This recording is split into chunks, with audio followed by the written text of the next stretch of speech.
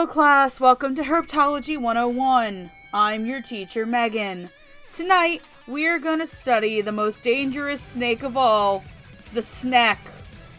Now, before we go into the lab and take a look at Snack, who does not want to be stepped on, there are a couple of rules that you might know. First of all, number 1, Snack, who does not want to be stepped upon, may use strong language that may not be suitable for all students, and that viewer's discretion is advised. He is quite the fan of adult content and swearing, because he does not want to be stepped on. Second of all, Snack is kind of an asshole. Snack likes to throw out spoilers for any and all anime, including Laughing Under the Clouds, where his ancestors from. So if you have yet to watch any anime series or Laughing Under the Clouds, please wait and come back. Snack has no mercy. Snack no want to be stepped on. Ooh woo. And finally, remember that all opinions expressed here do not reflect the Dub Talk Herpetology department as a whole, nor does it represent Snack. With that being said, we're gonna walk inside now, and please remember, ooh woo, don't step on Snack, hiss hiss. With that being said, if anybody would like to ditch out of here, we have a wooing classes down the hall in Furry 101. Are we ready to discuss Hide the Dragon, the anime? It's a snake, jackass. It's a dragon snake. Who's ready to play Secret Tunnel? Who's ready to play Tunnel Snake? Don't let it eat its own tail. Don't let Snack. No step on Snack. Please no steppy. Please no step on Snack. God damn it. That's just the secret title for this episode. No step on Snack. No, I'm also currently going to be recording in my Kigu, so it's going to be fun. Oh, good lord. I'm in the Kigu. I'm in the kitty Kigu. Alright, so let me start and stop laughing. No. Laughing Under the Clouds? God damn it. You asshole. Should I know what I'm tempted to do this intro as now? No, it's over now. Just jump. No, fuck off. No, I was tempted to do it in the ooh woo no steppy on Snack voice. God damn it. That's how I'm doing this now. Hello, fellow viewer. Welcome to Dub Talk, woo, the show where a group of friends get together and laugh their asses off in the face of unspeakable trauma and giant murdery demons. Hello, woo, I am your host, Megan, and tonight I am joined by my brother, Noah. Megan, I thought we had a strict no drinking rule for tonight. You promised me. Get off the hooch, you were covering. My brother, Hardy. What? And the sneaky, unsuspecting ninja Steph. God damn it. I don't know. This is the thing that's We're not changing right the opening, we're just keeping it. I don't think I am you can sorry at to this the point. editor of this episode. You're probably the editor, Steph. No, Don't I'm lie. not. I got other shit to edit. Don't lie. The editor, we do not feel sorry for you at all. In fact, we wish you even I'm more sorry. stuff. Here, let's get Please. Let's get some Please fog no horn step. and some clown Please horn. no step on editor. I'm Please so no sorry steppy for on this. editor. Alright, so to rein it back in, tonight, if you can't tell by our uproarious laughter, we are talking about the 2014 anime Laughing Under the Clouds, a samurai action anime done by everyone's favorite fluffy, warm, cutesy girl, potentially pedophilic studio, Doga Kobo. Surprise! Eyes? There is a Surprise! There comes a time in every young Doga Kobo's life where they must God experiment a little bit. God and damn it. when they get deep into their Meiji restoration phase, they go in hardcore before they circle back around into Except making. for this was totally before things like New Game, It's Uzumade, true. Wata 10, Tokenramu Hanamaru. Whoops. Whoops. So tonight I am in fact, like I said, joined by Noah, Hardy, and Steph. Yeah. And if you could not tell by the actual seriousness of the opening tone of this is actually a classics episode. Because this I'm is not how our lives kidding. work. 5 years it's been, right? It's been 5 years since this show ran. I'm getting to that! I mean... You're jumping the gun, Noah. You Or would maybe dare jumping point the a gun snake. at me. I don't know. How does that You're jumping. work? Please stop no jumpy over snack. What was the name of Whitesnake's 9th album again? God damn it. Slide it in! And it was the Time for 6th it. album. That was the 6th album, thank you. Oh, You're gonna get turned your upside Bible down. Black references light. God damn it. Alright, so this is the Classics episode. I'll get to why, but if you don't know, before I get to why this episode's a Classics episode, there's usually a small rule, which is at least the person hosting has to be really familiar with the series, which I am. And at least some of the members have never even seen the show or have never seen the dub. Hi. Hardy is the only other person on this episode who has seen the show all the way through. Hi. Until tonight. I've only seen like one episode like 5 years ago, and then I never picked it up again until today. And Noah's the other victim. And the reason I picked Noah and Hardy is because this is a series about brotherhood, and these two are about the closest thing I have to brothers. Hardy, come here, my brother. Come give me a manly then where hug. do I fit Embrace into me, this? brother. Come here, You're my like, fa- brother, remember there's a straw in your eye. Hey! Steph, you're here to fill our creepy ninja quota. How am I creepy? You're here because I love you. Okay. And you're my lesbian. Oh, okay, that's fine. We're lesbians. It's fine. Now, ironically enough, for a Doga Kobo show, there's actually very little lesbianism in this show. But there is potentially some gays. Potentially. At least in Uh, my We'll head. replace it with gays. It's fine. So, everybody is asking, why the hell is this show a Classics? Let me give you a plot synopsis as of the back of my Funimation DVD copy, and then I will get into why this is a Classics episode. Under the cloudy skies of the turn of the century Japan, three brothers shine brightly. Orphaned at a young age, the responsibility of providing for the Kuma family fell to eldest brother Tenka. A skilled sword fighter and a proud guardian of his rambunctious younger siblings, Soramaru and Chutaro, Tenka Kuma walks through life with unfailing optimism and a devotion to his family. But heavy clouds are beginning to settle over their secluded shrine. A growing gloom signals the return of the deadly serpent known as the Orochi. As the Japanese military's Yama Inu squad searches for the serpent's human vessel, the unrest caused by strict laws of the Meiji era spreads rebellion across the countryside. As the Kubo's family ancient connection to the Orochi comes to light, old rivalries will be reignited, and the brothers' carefree life will give way to the darkness of an ancient prophecy. As long as they stick together, what's the worst that could happen? A lot, clearly. A lot! The answer is a lot! The answer is, if you do not cry by the end of episode 5, you are a soulless monster. At episode 6, we'll probably destroy you. Yep. Mm-hmm. Episode 6, aka, you thought this was a comedy anime. Whoops. Also, I can break these cuffs. You can't break those Because I cuffs. fucking can. I can break these cuffs! Cuffs? What are these cuffs you speak of? Eat your heart out, Kirito. For anybody who doesn't get that joke, and this can get cut out, this is at least for Hardy and Noah, there's an episode of Sword Art where they literally break out of jail by slamming chains against each other, and it makes no fucking sense. Wow. And the entire time we were watching that episode, and on the Discord, I kept screaming in all caps on the chat, I can break these cuffs. I can break these cuffs. These cuffs. can't Can't break break those those cuffs. It was kind of hilarious. Actually. We were all just like, what the fuck? I'd like to point out that Tenka breaks those cuffs at least twice. Yeah. Yes. No, so everyone's, as I ramble on, everybody's like, why the hell is this a Classics? I've never even heard of this fucking show. First of all, one, shame on you.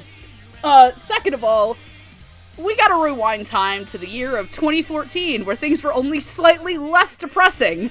Back in 2014, a small independent show came out by a small independent director named Shinichiro Watanabe called Space Dandy. And if you're asking what Space Dandy has to do with anything, I'm getting A to lot. that. A lot, actually. So back when Space Dandy was coming out, it did this really weird thing that hadn't really been... Okay, well, it had been done before, but not a lot.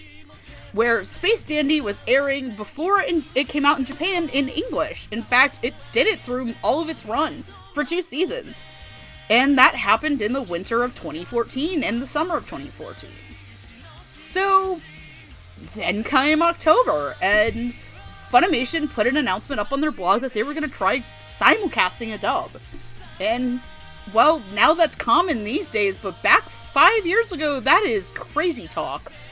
And it's a shame that they only did 1 show that season, guys. 2. Steph.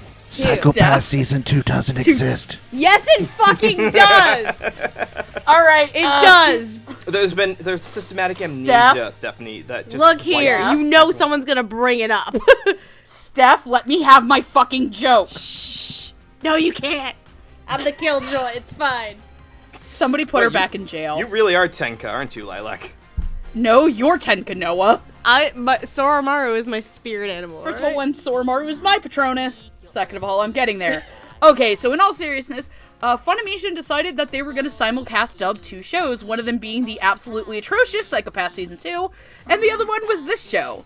And the rest was history. It would only be a season later before the greater simuldub initiative would get started.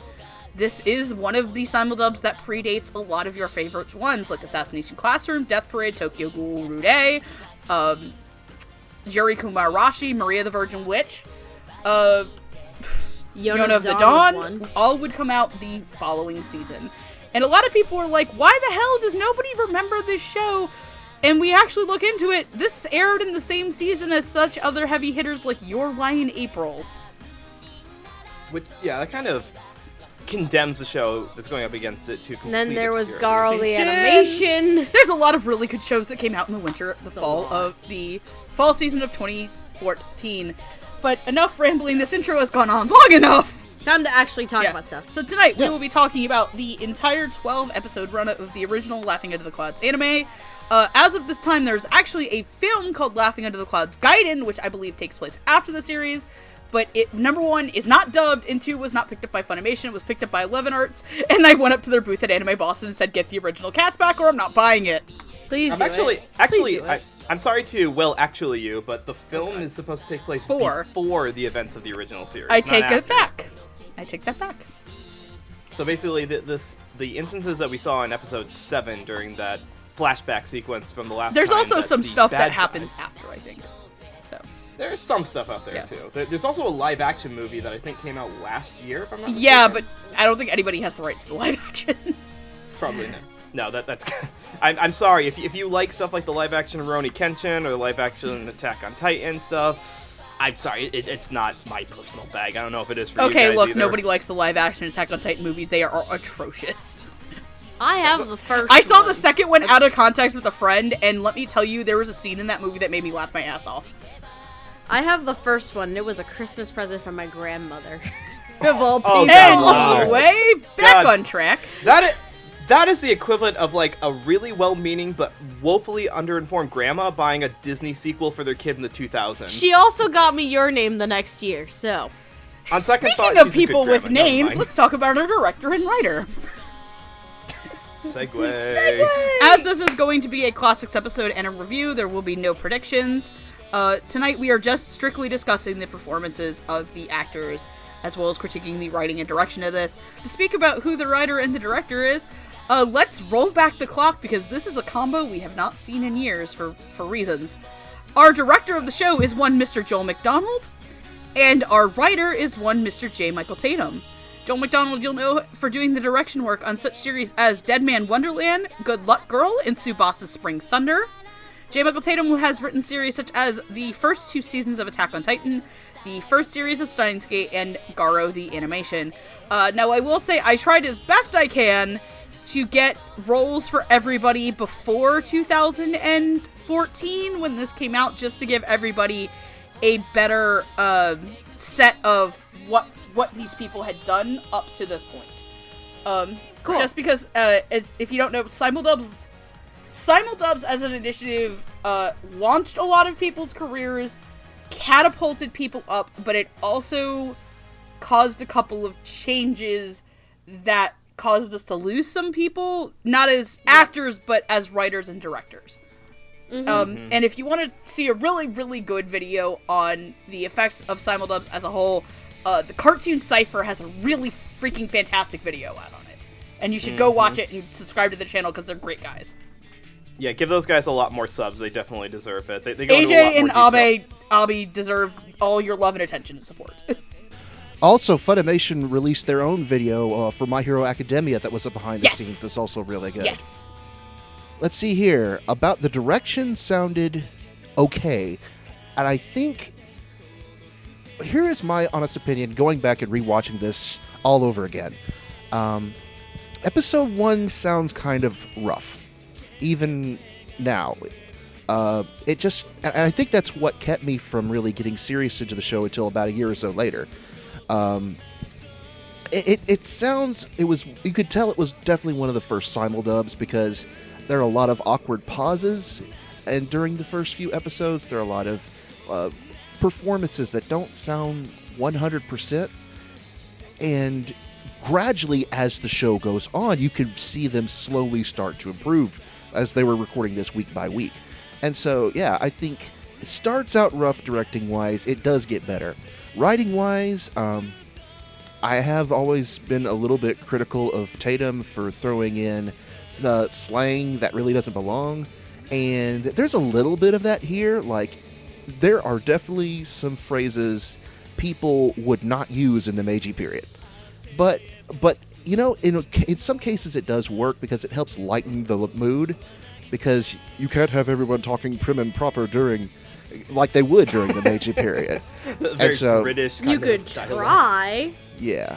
No, I think it strikes a delicate balance where some lines certainly don't belong, but then others, they may seem like they don't belong, but they still work in context because they help to lighten the mood.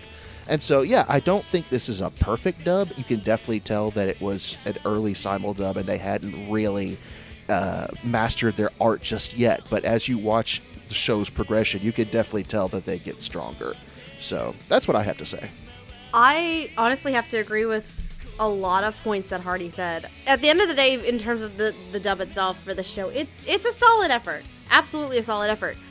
But given that it is basically among one of the first simuldubs at that time, you're gonna run into some kinks along the way and some rough patches to try and figure out where things are progressing. And I mean, this is a new venture, and with a show like this, you don't know what's gonna happen. And parts of it kind of showed in some of the performances. There's one in particular I'm gonna have to discuss later. But I think part of the problem with this particular show being one of among the first of the simuldub era is Laughing Under the Clouds didn't exactly know what it wanted to be at first. Are you talking about as a show itself or as the a dub show itself? As Okay. a show itself. Because for me, my experience with this, I watched one episode of the simuldub back in the day. And because, one, I didn't know what it was trying to do. Two, unfortunately, there was one performance in particular that kind of just threw me off and I wasn't a fan of. I just didn't want to watch anymore until today. And, yeah, I mean, it's a little rough to start with going into it, but I think after probably like episode 4, when we get to episode 4 and it really starts like actually going into what the story is and what it wants to do, that's when it really starts to pick up a bit, and I can see it flowing a lot better. But the first few episodes are a little bit rough in terms of the dub itself, because nobody knows what the hell this story is going to go for. And in terms of the writing itself, it's a Tatum script. It's what we all know and love, sometimes hate. However, at the same time, some of those Tatum quirks for the script that we will sometimes see in there that some people will like disagree with and not be huge fans of, actually to me kind of work. Some of the little weird lines and some little fun moments, they work for me when it becomes a comedic moment.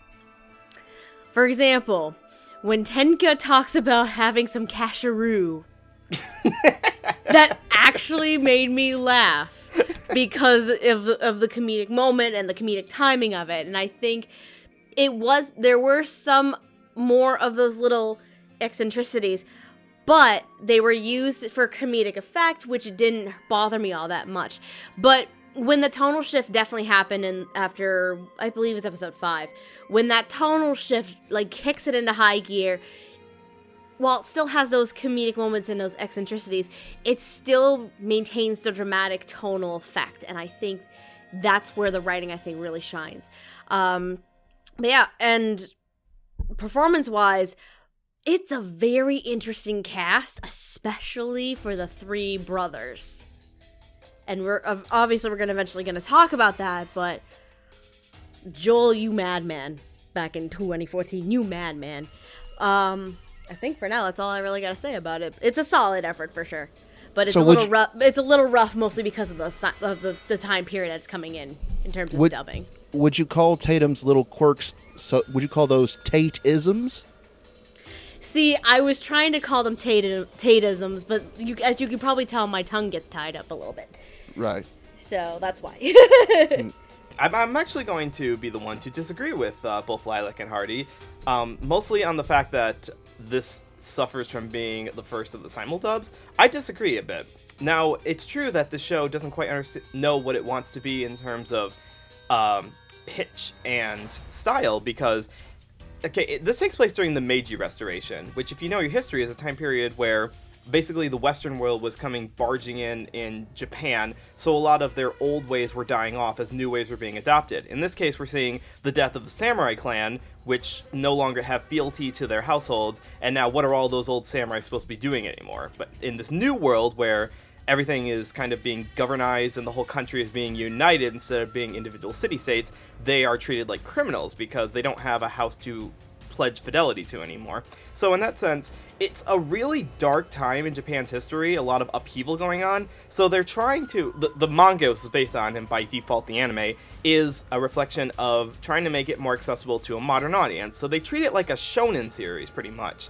There's a lot of goofy characters, there's a lot of goofy lines, there's a lot of genre mixing to try to make that change of time periods more palatable to a modern audience. And I think it does a pretty admirable job. Like, I get the idea about some of the characters who we interact with who used to be samurai, but why they're pissed off because their gerbs got taken away by the restoration of the country. So as for the actual dub, like what they actually did with this, I do agree that Tatum's writing, it ditches the period formality of the time period, because just because the country went through some change doesn't mean everyone instantly starts using slang and vernacular speaking styles, but he definitely plays that up with most of the characters. Mostly to keep it loose and fun, like you did say, Lilac. And as for the direction, there is an attempt to add local flavor to the accents, because all the characters are kind of set in this, not backwater city, like it's a moderate-sized town, but they're mostly... It's a village. It's like a little village outside of a much larger town, a much larger city in Kyoto. And most of the characters are farmers or people of a religious sect, like the three brothers, and those who aren't, who have the least formal dialects, are members of the army, who are the least Japanified looking people. Like, they dress in Prussian style military garb, which is a heavily influence of the time period that they were set in. So I do think that Joel's direction of the characters, like who gets the most accents or who gets the goofiest dialogue, is a good reflection about the change of cultures that's going on during the time period. And I didn't really think it was that rough in the beginning. Like, maybe I just didn't pick up on it because I was so intrigued by the clash of cultures going on at the time period and learning who all of these characters are, because they throw a lot of characters at you in that first episode. It's just interesting to watch, and as it goes further along, I think most people are going to get a bigger sense of the major conflict, because we don't really learn about the vessel of the Orochi, which I misheard as the vessel of the Origi early on, until a couple of... That's what I wrote in my notes. I said, wait, the vessel of the Origi? What's going on in Japan? Oh my god. Yeah, Meiji period with some rough stuff, dude.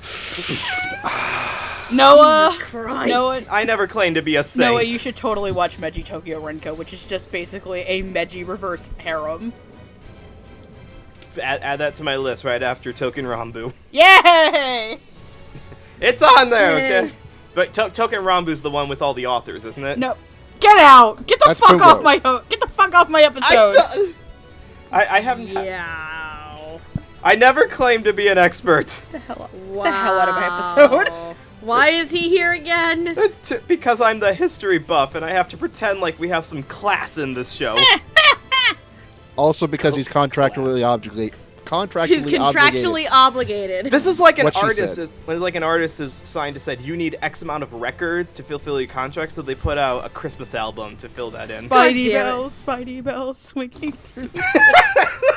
God damn it. We will do a podcast. We will do a Dub Talk episode on Spider-Verse one of these days. Just you wait and see. Can we please, for shits and giggles? That's one of the few that I'm okay with that happening. Best isekai anime ever.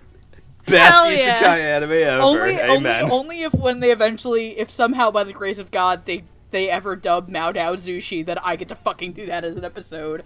Please let me dub my gay Chinese cartoon. Back to the point of this whole thing. I'm actually more. I'm not as inclined to be as rough on the time period that the simuldub happened. And now there's a chance that because I was watching the home video release, that there's some parts of the simuldub that they cleaned up for home video release. Actually, I should thank Megan because this was a Christmas present from Megan. I She bought me two the different Blu-ray people copy. on this episode this for Christmas. That she did, and we would have watched it anyway.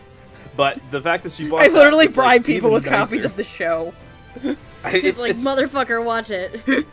Well, now we have. Now you're contractually obligated to watch this. So as the whole point is, I do disagree with Hardy and Lilac a little bit about the fact that this was one of the earliest simuldubs and therefore it sounds the roughest. I don't quite think so. I think it's a very distinct kind of show because when we get period shows like this, they're not usually the kind of things that catch on really heavily. Like Yona the Dawn did catch on a bit, but it's not as big as like a shonen show would, or a romance show, or a harem show exactly. So the fact that they're allowed to be a little more loose with the writing and the dialogue in terms of, like, it doesn't sound serious all the time, kind of plays up to its advantage. They're allowed to be loose and fun with it, and I commend them for that. Me being the host of this episode, you would think I'd watch the show as it was airing. I didn't. Surprise! Heathen! So no, I don't even remember how I bought this show. I think I ended up buying it, Didn't you blind Yeah, buy I it? blind bought this. I remember I blind bought this, because it was on... It was a few years ago. It was on a clearance sale at Funimation last year. Funimation was doing, like, a spring cleaning sale, and I needed to get to, like, free shipping or something, and I was like, oh, well, I'm, like, buying, like, part 2 of Hyouka, or, like, part 2 of Ghosting, part 2 of Snow White. Let me get something that I've never seen before, and this stood out to me, and I was like, oh, okay, this looks like a good time. And then we were going to a convention last year, and my original brilliant plan was to stay up all night watching Golden Kamuy, and then using this as a cleanser show from the absolute violence that was Golden Kamuy. Except for That was a mistake. Except for the Funimation PS4 app never ended up working, so I still haven't actually watched Golden Kamuy. So I watched this, and I fell absolutely in love with it. This is one of my all-time favorite anime now. Like, I fucking love this show. Wow. This show gets me a lot. One of them being, like, an actual legitimate, portrayal of a character with, like, some straight-up PTSD that isn't laughed at. Like, Sora's goes through some shit, guys. Yeah. The poor kid. That poor child. But one of the things I genuinely really liked about watching it was I really, really like this dub. I'm more inclined to agree with Noah because I never watched the simuldub, and there's maybe one performance I have an overt issue with. And that's not because the actor is bad, but because of what they made them do. And it's something that we've had a problem with in other simuldubs that came out much, much, much later than this simuldub did. I think the writing is very Tatum. You could tell this is a fucking Tatum show. This is a Tatum dub. Oh, absolutely. Like, there is no buttering up. Like, this is a Tatum written show. And I actually think it really works in this case. Thank you. Where this is a lot like Assassination Classroom to me, where sometimes you don't think it should fit, but it really works with the tone of the show and can balance. Like, it really does. And can which of all things, that was another combination of the same director and same writer. Obviously, with Afia Yu also being the assistant to season 1, and then fully taking over from Joel in season 2. But the writing on this really, really does work for me. There are times where I think Noah really gets it, where, like, certain characters do speak a lot more formally based on their education and where they are in societal hierarchy. The Yama Inu squad, especially their leader, Sose, has a very formal way of speaking compared to somebody like Takamine. Takamine. Or Tenka. Tenka kind of has it a little bit, depending on... But Tenka is very more informal because of his personality, not his upbringing. Because Right. Tenka is chaotic good, the character. Tenka's a trip. I would go drinking with that man. Like he is. No drinking for Tenka. He's in recovery. I know. Until the last episode. No hooch. You're recovering. Which is also my favorite thing is that they don't ever call it alcohol. They just keep calling it hooch. Sora, Tenka's off the wagon again. You're a catastrophe. You're a stick. There's a couple of I think I started texting Lilac just some of my favorite written one-liners in the show. Yep. So you're a demon. That'll take a lot. That'll take a lot more to get rid of me. Okay, Hiyari, the demon fucker. Now, see, that's a good point. Is that the dialogue that certain characters have is perfectly fitting for Tatum's particular style of writing because also, it's fun and loose. One of my favorite other lines is I think it's in episode 2. Yeah, I think it's in episode 2, where somebody's like, "You're not the law. You're pissing the law off." Is also one of my favorite lines. But no, but the thing I really want to compliment is the actual honest to God casting of this show. This is a cast that I don't think you would see. You didn't see a lot of a cast like this back in 2014. This was an era that was a lot more favored to other actors. And especially the 3 leads on this show, they were some of the most... I still think it's one of the most out-of-the-box lead combinations. That Definitely. In the Funimation simuldub era, which is saying a lot because there have been some pretty whacked out leading. Oh yeah. There have been some pretty nutty casting, and I think that this is a really good thing. And this is also to me one of my favorite things about Joel McDonald dubs, were that his casting was something that you could never lock down. He was he and Sonny Strait were both like that a lot. Yeah, he and Sonny Strait were very, very hard to pick down, and sometimes it absolutely failed. What was Sonny's first simuldub that wasn't Maria? Mikagata School Suite? Yeah, Mikaraga School Suite was not a dub that a lot of people liked. But it's okay. He eventually did Yura and Ice, and it was like, holy shit. Yeah, but I'm more inclined with Noah. I think this dub is great, and I while I can see the points about it being rough, I think that roughness isn't a detriment to the show itself. I think the roughness is kind of actually part of its charm, and I think that it still holds up 5 years later. I had a great time rewatching the dub of the show, and I stand by it. Oh no, I mean, I agree with you. It's a little rough starting out, mostly because the show didn't know what it wanted to be. Once I think even, Tenka's voice actor says, once you get past, episode 3 and the show picks up, that's, yeah, absolutely. It's all better. You're like, damn, this is a really good show. Let's get into our first set of characters if we're ready. Yes, please. We're just going to do basically the entirety of the Yama Inu squad, except for their leader and their butt monkey. There's no other way to describe Takeda other than butt monkey. It's true. He is a butt monkey. So, there is Zenzo... He kind of brought it on himself. He does. Zenzo Inukai, who is the big boy. Cherenshi, who's the little thing in the mask. Mutsuki Ashia, aka I summon hoes. I have all the bitches. I summoned the bitches and I have a tattoo mouth. Bitches love tattoos on my mouth. Bitches, get that bitch a tattoo. Bitches love tattoos. Then there is Seiichiro Takemine, who is a big guy with a big sword. And then there's Kiko Sasaki, aka Token Girl. She also had guns. And Token tough girl. Token tough girl. And she also boobages. She needs to learn to cover her shirt up a little bit. No, she doesn't. Let her be free. No. Free the tits! Let her do what she wants, bitch. Free the boobies! I let her do what she wants, certainly. I'm just saying it doesn't look like she knows how to... What is that? She will that thing kick where your ass. Let her do what she wants. With guns. Good point. I let her do what she wants to anyone and to me. Don't tell Jenny. You're not wrong. You're not wrong. She is pretty. She's very pretty. So, playing Zenko Inukai is Cole Brown. Playing Cheran Shi is Mike McFarlane. Playing Mutsuki Ashia is Clifford Chapin. Playing Seiichiro Takemine is Christopher Sabat, and playing Kiko Sasaki is Colleen Clinkenbeard. Cole Brown was known as the narrator in Desert Punk. I do not remember how to pronounce names in Arslan. Vahirs in The Heroic Legend of Arslan. Varhis. God, I have not fucking watched Arslan in a hot minute. Varhis in Heroic Legend of Arslan and Blackbeard in One Piece. Mike McFarlane, you'll know his characters such as Master Roshi in the Dragon Ball franchise, Belize Rocheford in Black Cat, and Bruce...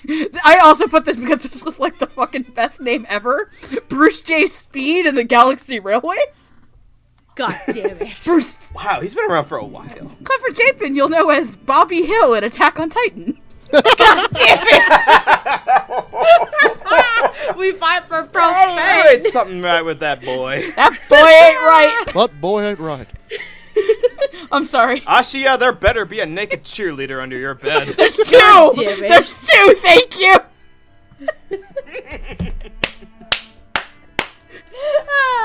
Anyway. Oh, God. What were we doing? He summons like two half-naked girls voiced by Alexis and Afia, so... no, but Connie Spring in her Attack on Titan, Shigage Hamazura in A Certain Magical Index, and Keita Suwabaki in Good Luck Girl. Christopher Sabat you'll know as Kasumi Gyobu in Basilisk, Cross Marion and D. Greyman, and Kikuchiyo in Samurai 7, and Colleen Clinkenbeard you'll know as characters such as Eclair in Kitty Grade, Sakuraka Shina and Negima, and Marie Mjolnir in Soul Eater. But Of all the shows you had to pick for Chris Sabat, you had to pick 3 shows that almost nobody has seen. exactly! Hey, okay, at least 5 people have seen De Greyman. Yes, all 5 of them listening right now. Congratulations, you're part of a very exclusive club. Oh god, Jesus Christ, I'm Oh, still shit. recovering from Bobby Hill. I'm still recovering from... That's my purse. I don't know you. Ashia, those are my familiars. I don't know you. God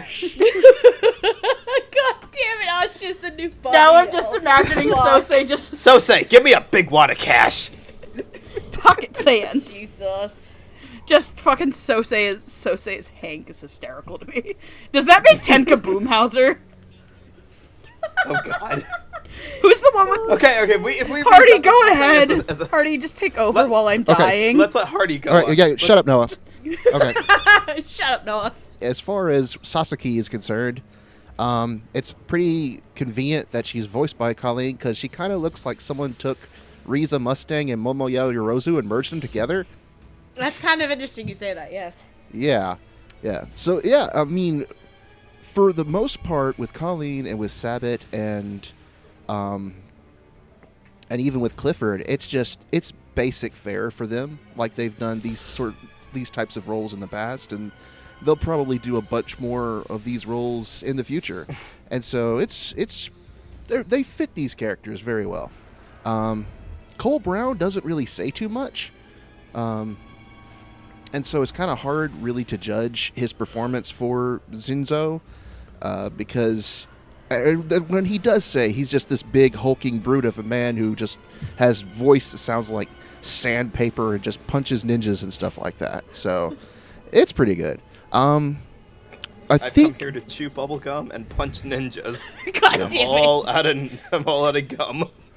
I think with Charon Shi, I think this is the one people might have a problem with because it is kind of a stereotypical Chinese accent. Yep. And I can see why it fits the character because he's just this tiny little man, and yet you can't help but feel like maybe this would have been done a little differently if it was dubbed more recently.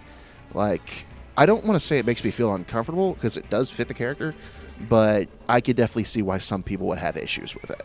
I have to agree quite a bit with Hardy. I don't have a lot of notes on some of these guys, which kind of sucks for me. But though with Clifford Chapin, I kind of have a similar thoughts with what Hardy said about Cole Brown, because for the first half of the show, Cliff doesn't say a damn thing. Mm-hmm. He only really actually starts to talk more in the second half. So Spanner in the works, baby. Bobby Hill's got to get his pay. I know. God damn it. I know. But, for Cliff and Cole Brown, they don't have a lot to do or say.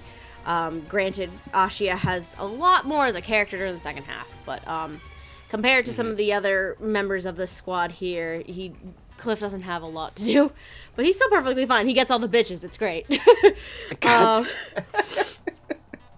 As for Sabbat and Colleen, the two of them are probably the bigger players of this group, really. They both play those roles very well, with Sabbat being not the normal burly tough guy. Like, he's still a tough guy, but it's not like the Armstrong levels of tough guy.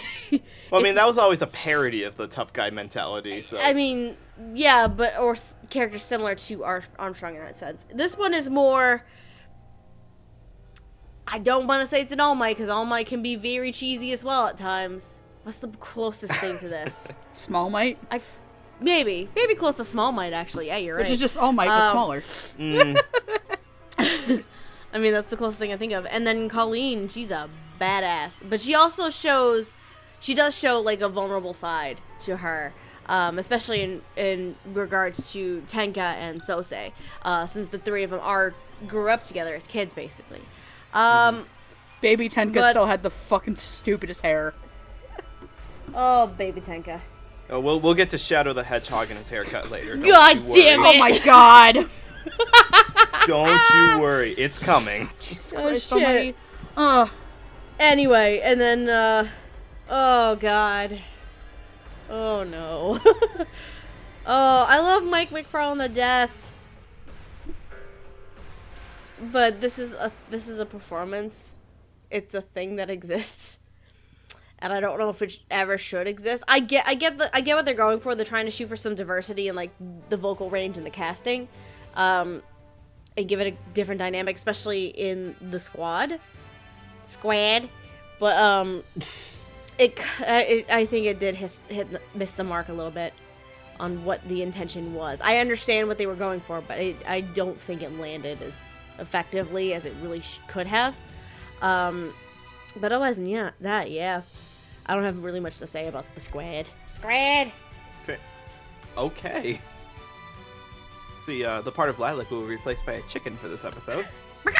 Look at all these chickens. She will be played by Alan Arkin, who voiced Heihei in Moana from this point going forward. Alan Arkin? You mean Alan Tudyk? And Tudyk, thank you. Sorry. I had names mixed up in my head, so you know exactly who I'm talking about. The guy who's in He every went to Disney movie Juilliard. now. We were talking about a samurai show. Yes. Or an ex-samurai show. Actually, this brings a good point about this squad, because this squad is a reflection of the time period's militarization of Japan, where before it was individual samurai using their skills to defend individual houses or the country as a whole, and now we're getting into militarized pumpkin scissors, Full Metal Alchemist style groups that are really going to shake up the country going forward. So for the reflection of that, the individual characters, their designs are distinct. Like, they have, like, you wouldn't mistake any of them for each other. And to match that, Joel and J. Michael Tatum make sure that they were performed very differently. I also don't have a whole lot of notes on Cole Brown. Like, his design is the most distinct because, again, he's like this big, hulking, distinct-looking guy. But I don't have too many notes on his performance. But it didn't stand out to me as negatively, so that is a good thing. If it was something that was standoutish in a negative way, then that would be a detriment against the dub as a whole. So I think Cole did a good job, even if I can't remember anything good overall. It was like it filled the role well without detracting from the design. Clifford Chapin, like you said, didn't get the bitches until the second half of the show when we get to hear him. But actually that plays to his strengths because he is, of the whole group, the most straight sounding of the entire group, and I don't mean that prerogatively. I mean the least troubled member of the group. Like, he has the least eccentricities to his performance. And when you find out that he's really holding a whole lot of worry about what's coming up, like the entire thing that's coming up with the Orochi, then you know that it's really kind of a mask. Like, the handkerchief he has over his mouth isn't just a facade. He's like really masking some genuine concerns he has, but he handles it very coolly. And Clifford gives him a very cool sound to him. that even in spite of danger, is very in control of the situation. So I think it fits very well. Chris Sabat was the first one who I identified instantly by voice alone, because he's in the very first episode, and it's like, yep, that's a Chris Sabat role. But it's low and rugged, and probably most prominently, he doesn't fluctuate. Like, his inflections don't go up or down. He stays at a very consistent, not monotone voice, but very consistent, serious man voice. The kind of guy you would expect from the military. And since, you know, even after he gets slashed up a little bit, he still keeps that tough veneer to him. But I was heartbroken when we thought he had died. I was glad when he came back for the final battle. Rest in peace, man. Not rest in peace, but keep fighting the good fight, man. And as Colleen's performance, she's definitely balancing that serious yet sensitive voice that she does very well. In this case, she's got like this mid-20s female voice that's a good balance of determined for her job, but yet caring for the people, not just the people that she and the military is supposed to help defend, but also the people in her squad as well. So, full props on Colleen. It sounds like between Hardy and Lilac's notes that Mike is actually the most divisive one to speak about here. And he's definitely the one who stood out the most, not just because we never see his face, he's got a continuous red mask on him at all times, but also because, yeah, he's got the most cartoonish voice of the entire role. He got the easy job, he had no lip flaps. Yeah, I mean, neither did Cliff, except for in like one scene, but... Right. And Mike's take on it, which is... Here's the thing, I might be a little biased on this because I had just finished watching Summer Wars, where Mike had played a character, he played Shota, who is a police officer who's also very goofy and over the top in that show. So in this one, it seemed like a continuation of, Mike does cartoonish voices really well. Like, even though we know him as a fantastic ADR director in a lot of shows and we don't get to see him as a voice actor too much, he does over-the-top sidekick voices really well, to the point that I think that it didn't bother me so much. I'm thinking it didn't bother me because I never thought of it as a harmful Chinese stereotype, especially because we never see his face, so we never get to see if his design was supposed to be quote-unquote Chinese as well. And if you know the history between Japan and China as sort of antagonistic players and countries, then you know why that may be a harmful thing, because Japan doesn't always portray the Chinese flatteringly in their shows. Japan doesn't portray other races very flattering in their shows sometimes. What are you talking about? Hitalia was a great bastion of international diplomacy. And... Not what I'm talking about. We fought hard to bury that show in 2009. Don't get me started on that.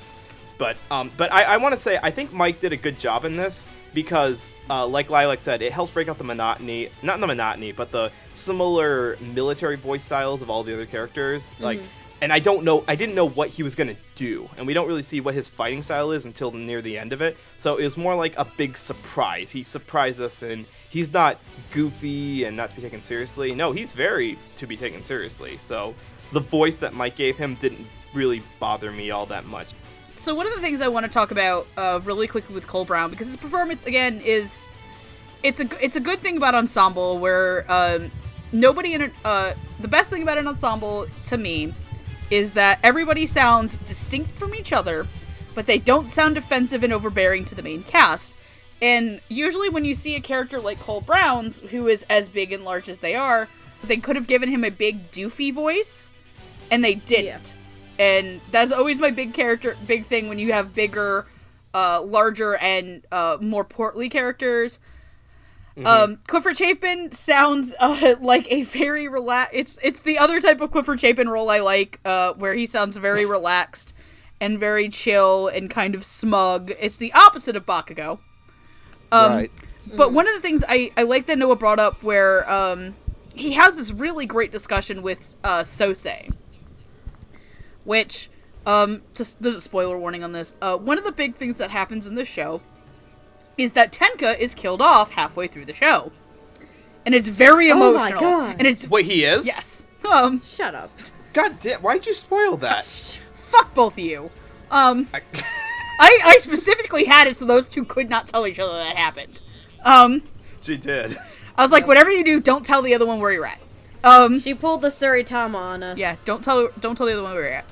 But he has this really great delivery about, well, if my brother was strung up, I'd be pretty pissed about it and want to know. Or no, like, if my brother was strung up for no reason and sacrificed. That's it. That's it. Because you find out that Tenka wasn't being possessed by the snake. No, that's Sora's job. Also, I find it really funny that when we talk about in the next segment, he is a direct descendant of one of the assholes in the past that tried to kill them all. But I think he was really good. I really enjoyed I really enjoyed Sabbat as Takemine because he seemed like the big gruff mentor without being like fucking Armstrong. And he did keep a very level head, and he had to deal with his actual pet butt monkey. You're gonna keep using that term, aren't you? Because that's the only way I can describe that character without getting into his performance. And then Kiko, I think Colleen does what Colleen really excels at. I mentioned Marie from Soul Eater because this is a very similar-ish performance with a little less moe, because Mjolnir's way more moe than Kiko is. And Kiko has to have some moments where she is openly upset and kind of berated for it by Sosei, who's, I think, projecting his own bullshit onto her. Yep. But to get in, Mike McFarlane's performance, while it's outdated, it's an outdated tactic, I feel, in dubs. It's something that we brought up on Garo Vanishing Line as an episode, but I feel like the one in Garo Vanishing Line was a lot more egregious. But one of the things that I think also really kind of drove the dagger into me that made me uncomfortable is that he literally says ni hao at one point. Yep. I missed that. Yeah, he says ni hao, and it's like, ugh, please don't do that. You could, there's a lot better ways to do mystic old man. I mean, you're fucking Master Roshi, for God's sakes. Yep. It's the one performance I would say is, like, an actual, like, big, like, hey, this is really a really dated tactic from 5 years ago. Like, please take it with a grain of salt. But other than that, I think as a collective, the best part about the Yama Inu squad is that they all are distinct from each other without overbearing the main cast. And kind of the more pivotal players in that. Speaking of which, we're gonna go back to the past with Samurai Jack. God damn it! And by Samurai Jack, I mean horny on main. Wait, when did my boyfriend get here? Oh my god, your boyfriend is Abe no Hiyari. Just got visible hearts coming off of him at all times. Abe no Hiyari is a demon fucker, so therefore he is my kin. Would you stop Wait, I'm not gonna touch say that. anything. No, so Andrew, we have many questions. anyway, just to keep it on track. We're gonna go back to the past, and this is a group of characters, two of which make it into the current day of the story, one of which doesn't because he's kind of the seed in which the Kumo tree grows from, if you know what I mean. Oh my. He is like the least sexual one of this group. Yep.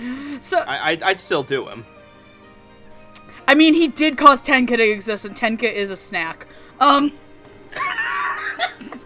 damn it. I'm sorry! We're learning a whole lot about damn it. everyone's sexuality in this episode.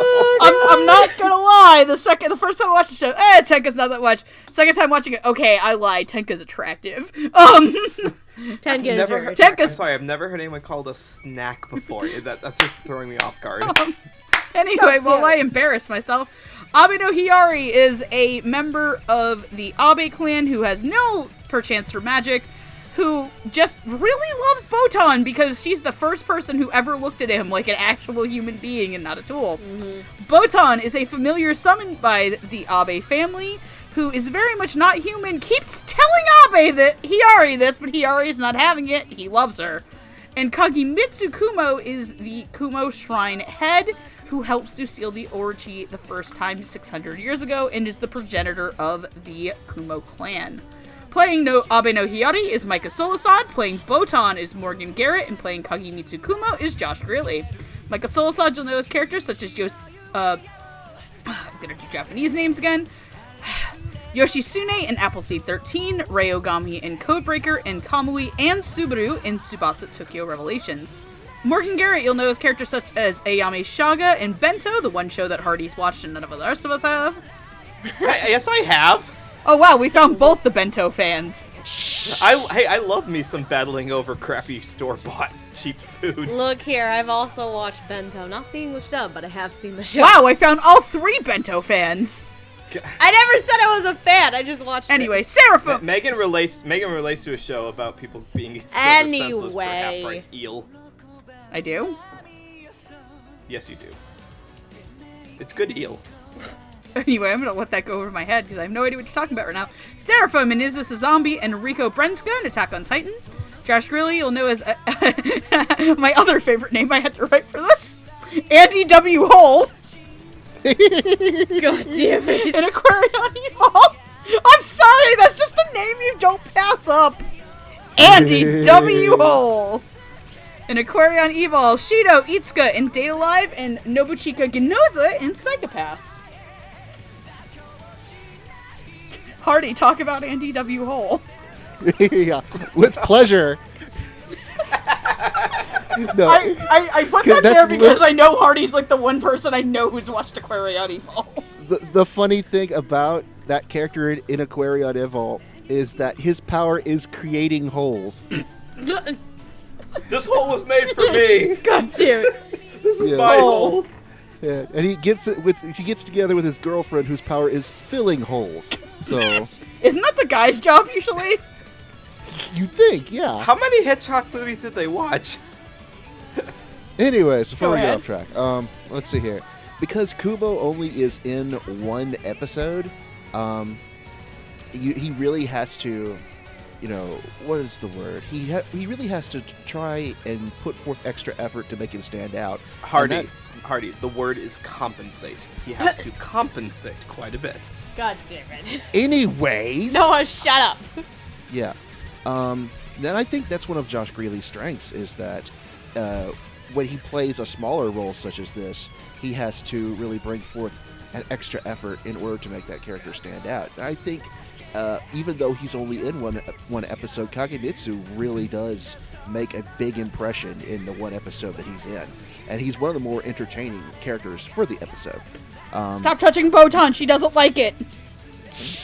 Right in front of my salad, too. Right in front of my salad. Oh my god. Thank you, Hardy, good job. Not in front of my salad. That was the theme of Anime Boston a few weeks ago. Not in front of my salad. Not in front of my tanuki. As far as Harari goes, he actually does get to come back later on because he doesn't do anything for the first half of the show. He's not even there. Cause he actually gets to come back because he's reincarnated. Well, only with 1 arm. Only with Yes. 1 arm, right. For 'Cause some he lost reason. Lost it to the Orochi. Yeah, Orochi just blew that fucker off. Yep. I'm a But, firing Malazor. Yeah.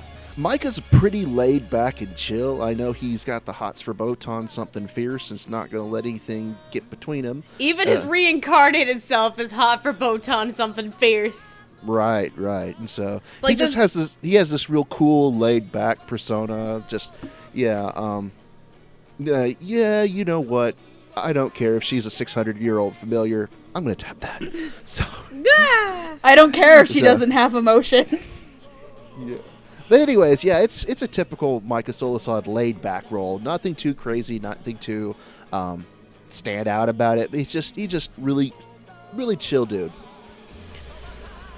Morgan Garrett's Botan was very rough for me. I'm gonna come out and say that. Yeah, I know that she's supposed to be this emotionless avatar, and where she's just very matter of fact, very not cold, but she just says what she's supposed to say. But I don't know, the delivery just didn't really work for me.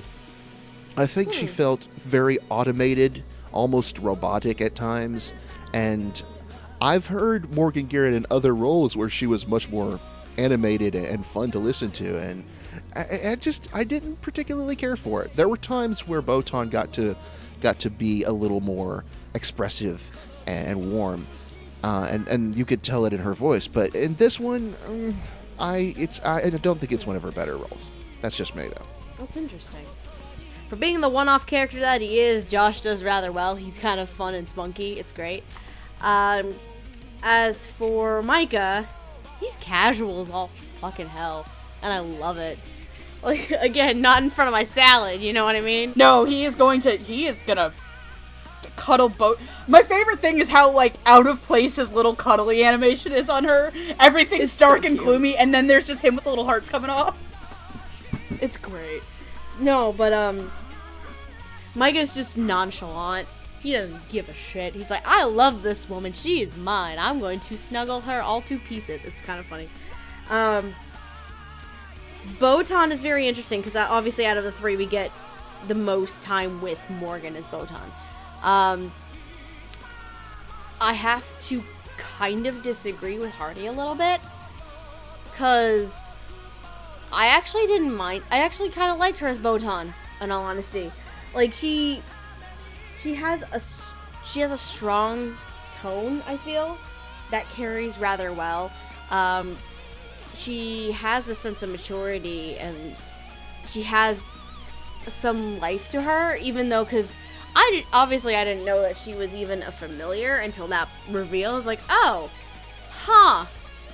She just sounded like a mature, dedicated woman, like strong, kind of somewhat independent person, and then you learn she's a familiar. She's like, oh, wait, what? It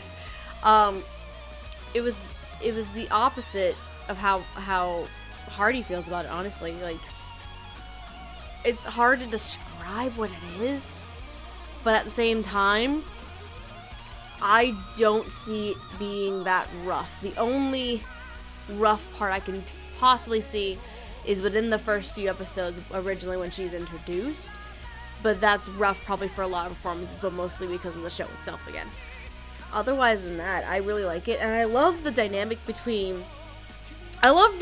that Morgan has with some of the other characters in the show in present day time. But the one off episode where her, Micah, and Josh got to play off of each other, that was a fun dynamic. It was so much fun with Morgan just being like the independent woman she is, and Micah just being like, but I love you, and Josh going like, not in front of my salad. Like, it's a fun dynamic, and I enjoyed it a lot. So while I can see what Hardy's saying, I can see it, but I also have to kind of disagree that that's how I felt about Morgan Garrett as Botan. Yeah, I'm gonna have to agree with Lilac on this one. Sorry, Hardy. I love you. I love you like a brother, but I do think also that Morgan Garrett's portrayal of this was in line with the particular character that she had, because this is a time period where the role of women wasn't particularly, like, you weren't able to go very high, because we're still coming out of I think it was the Edo period that came before the Meiji Restoration, that had a very strict gender portrayal of it. So Morgan's portrayal is, like, at first you think she's just like an attractive teacher who Chitaro has the hots for, like puppy love style. But as we go further along, she casts magic spells, she stands her ground in battles, and she's super devoted to make sure that not only does the Ochuri not get out, but also that the entire Kumo clan is taken care of. So on that end, I think Morgan's portrayal of it is like a balance of serious and feminine that fit really well with the character. Any sense of roboticness on it is maybe just due to the fact that she's so devoted to it that it may come off as more, I don't know, like more, what's what I'm looking for here, like less emotional than you would get from a more moified character is the only thing I'm thinking of. But I think Morgan did a really good job. Josh's portrayal, it is a shame that he only stuck around for one episode, but he does give off he does encapsulate the entire seriousness of the Kumo line really well in the one episode he's in. He's got that great sense of, I'm serious about my role as the leader of the Kumo clan, but I'm not old enough yet to convey a sense of authority that you would expect. It's kind of like Baby's first military dictator, where they're trying to be serious, but they're so young and youthful that you don't quite take them seriously yet. And I think Josh captured that really well. It's a shame that we don't see more of him in the show because, well, for obvious reasons, because of the time jump. But like, there's an entire backstory there. Like, I'm not surprised that the movie that's coming out kind of focuses on that time period, 300 years before the main story takes place, because that would have been interesting to see covered. And then let's talk about Micah. Let us talk about Micah. It's pretty good. It's pretty basic. It's kind of, because he has to cover two halves of the character. He has to cover the serious side that understands that they're not as powerful as the other members of the clan, but also the love-struck portion of it that sees Botan right away, like at the very beginning of episode 7, and instantly wants to marry them. And then later on in the series, they've been having dreams about this character, and they're very love-struck about it. And I think Micah covers the two halves of that pretty well. There's nothing I would ask to improve about it, because those are two very difficult halves to balance each other. So for these three characters, they were directed pretty well. The writing on it fit for their time period, and they help to give us that. They help to convey that the backstory that we needed in episode 7, that kind of explained more about the Orochis, like what happened the last time they were around. I'm a little concerned about why the director of the anime, thought to put that in the middle of the show, but I guess at that point I was engaged enough in the show that I got it pretty well. So I'd say 3 stars up for 3 pretty good voice actors. All right, cool. I'll start with Josh, because Josh kind of gets to steal the show a little bit in episode 7. Kinda does. Just not in front of my salad. Would you stop? I love it. What are your intentions with her? I'm her protector. Where he's just like, bitch. And you kind of see, I think, a little bit of each of the brothers going down in Josh. Where he is a capable fighter like Tenka. He's a little bit whiny and kind of looks like Chitaro. And he's got Sora's kind of emotional baggage. Yeah, he's definitely got Sora's "I want to be tougher than I actually am" mentality. Yeah. Oh god, I love you, Sora. We'll get to him. Hold on. Keep your skinny jeans on. He's last, and I'm gonna have a lot of words about that character, which may involve crying. But please don't cry. I make no promises. But he's just this really wonderful little one-off character, and you can tell that he has total conviction in helping Ami, in helping Hiyori and Botan when the time comes. But leading up to it, he is like, "Fuck this Hiyori guy." Like, especially when Hiyori calls out the Orochi's vessel at that point, and he goes, why would you believe him, Botan? And it's like, he's not gonna lie when it comes to me. To which, Botan, I kind of am half and half. I'm half with Hardy, and I'm half with Steph and Noah. I think towards the beginning, Botan was a little rough. I think that there are times where she maybe put on the emotionless familiar arc a little bit too much, but overall, I think it's a really good performance. Up until, I think I literally did not know who Morgan Garrett was, like, as, like, a continuous face up until I watched Tokyo Ghoul, Rude, because she's my wife in that show. Kiramata. She's my wife. So the only thing I actually knew Morgan Garrett from, as of the time that the show was recorded, was actually Riko Brenska. And I remember I just really liked her voice, so I think Morgan did a good job. I wouldn't say she's one of the best in this. I don't think she's the best female voice in the show. I think that goes to another actress that we're going to get to soon. Mm-hmm. But man, I love Micah as Hiyori. I mean, he's so hard to hate. Hiyori is a special boy. He's a special boy with one arm. If I can actually put one of my favorite lines from here. So you're a demon, huh? It'll take a lot more than that to get rid of me. Where he is just like, God. Yeah, I want the Botan. I want her to paddle me. It's like, she's mine. Like, bitch. Even if he lost his jack arm. Hardy. What? What's that Van Halen song with the great drum solo at the beginning? Oh, Hot for Teacher. Oh, God damn it. Oh, God, Oh god, he is just hot for teacher. Holy shit. Hira is so hot for teacher. Although, considering he only has one arm, I think a more appropriate song would be Pour Some Sugar on Me by Def Leppard. Oh, You're good. probably right. I love that. I just love how his arm literally gets like shooped and whooped by a giant snake. I'm a fire in Malazor. No, yes, you people step listening, on, we are children of 2009, and we will not apologize for it. You step on Snack. I'm a fire in Malazor. Right in Dr. front of your, Octagonopus! Would you? God damn it! right in front of my. Memes destroying the internet forever and ever. Do you think that the Orochi just blessed? Do you think the Orochi? Can we get a reference to shoes in there somewhere too? Yes! Shoes. Let me borrow that top. Let me borrow that top. Let me borrow that fucking top. Water, fuck. Let's get some shoes. Let's I'm gonna get some get shoes. Soromaru, where are you going to get what I fucking want? But do you think the Orochi, like the Orochi who was in the vessel of the guy that was with him, who I'm sorry to blank on the actor who plays him, was just like, these two will not stop cuddling in front of me. I'm gonna fucking blow his arm off. That'll keep him down. To which, by the way, I love the writing on the scene where Botan fades in the past to him, and he's like, "Look, the lake is catching gold," and I'm just like, "Fuck, man!" Yeah! Part made me cry, and then at the end, Botan, jump! I'll catch you! Oh, I forgot about Where that. she just jumps into his arms as the laser's gonna disintegrate her. Well, she's got to get that spell out. Like, she's got to cast that spell. Nishiki's there, like, right in front of my salad. But I genuinely really liked... I think the thing I really liked about this is Micah does a lot of these characters nowadays.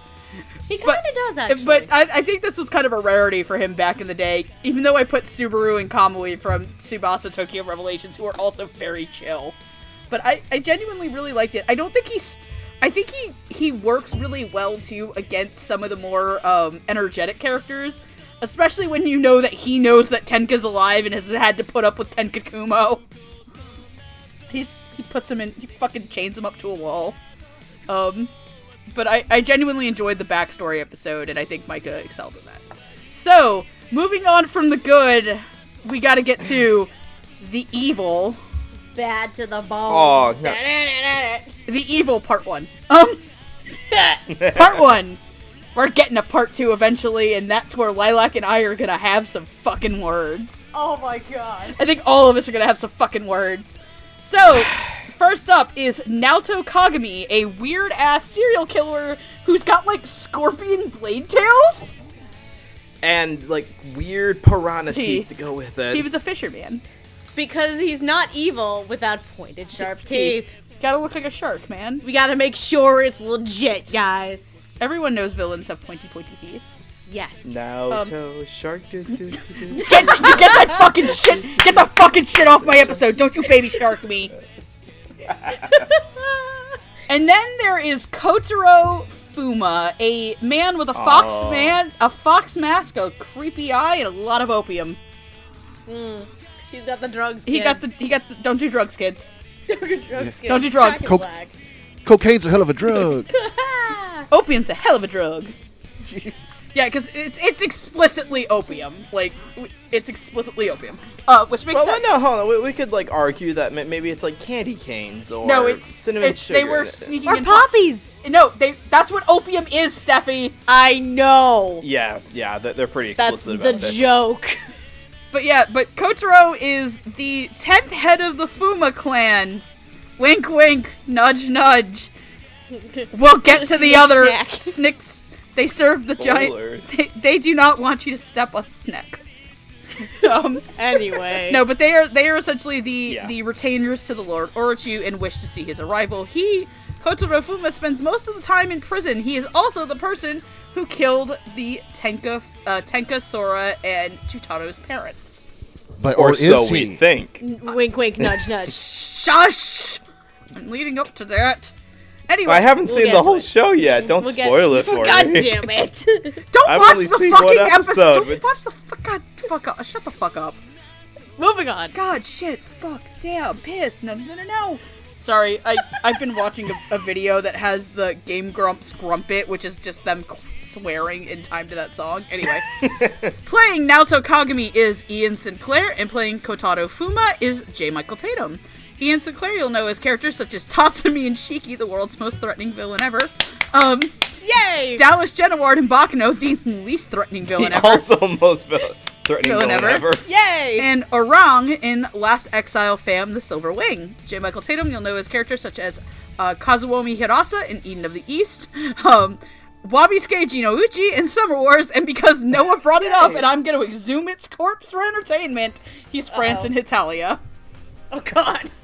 Hello, future French territory. Oh, Eiffel Tower baguette! Oh, no, you people. No, you bastards. We are not I resurrecting really that kind of show. want to ask. I want to lick it. I kind We of fought hard to kill it. I kind of want to Don't ask. bring it back.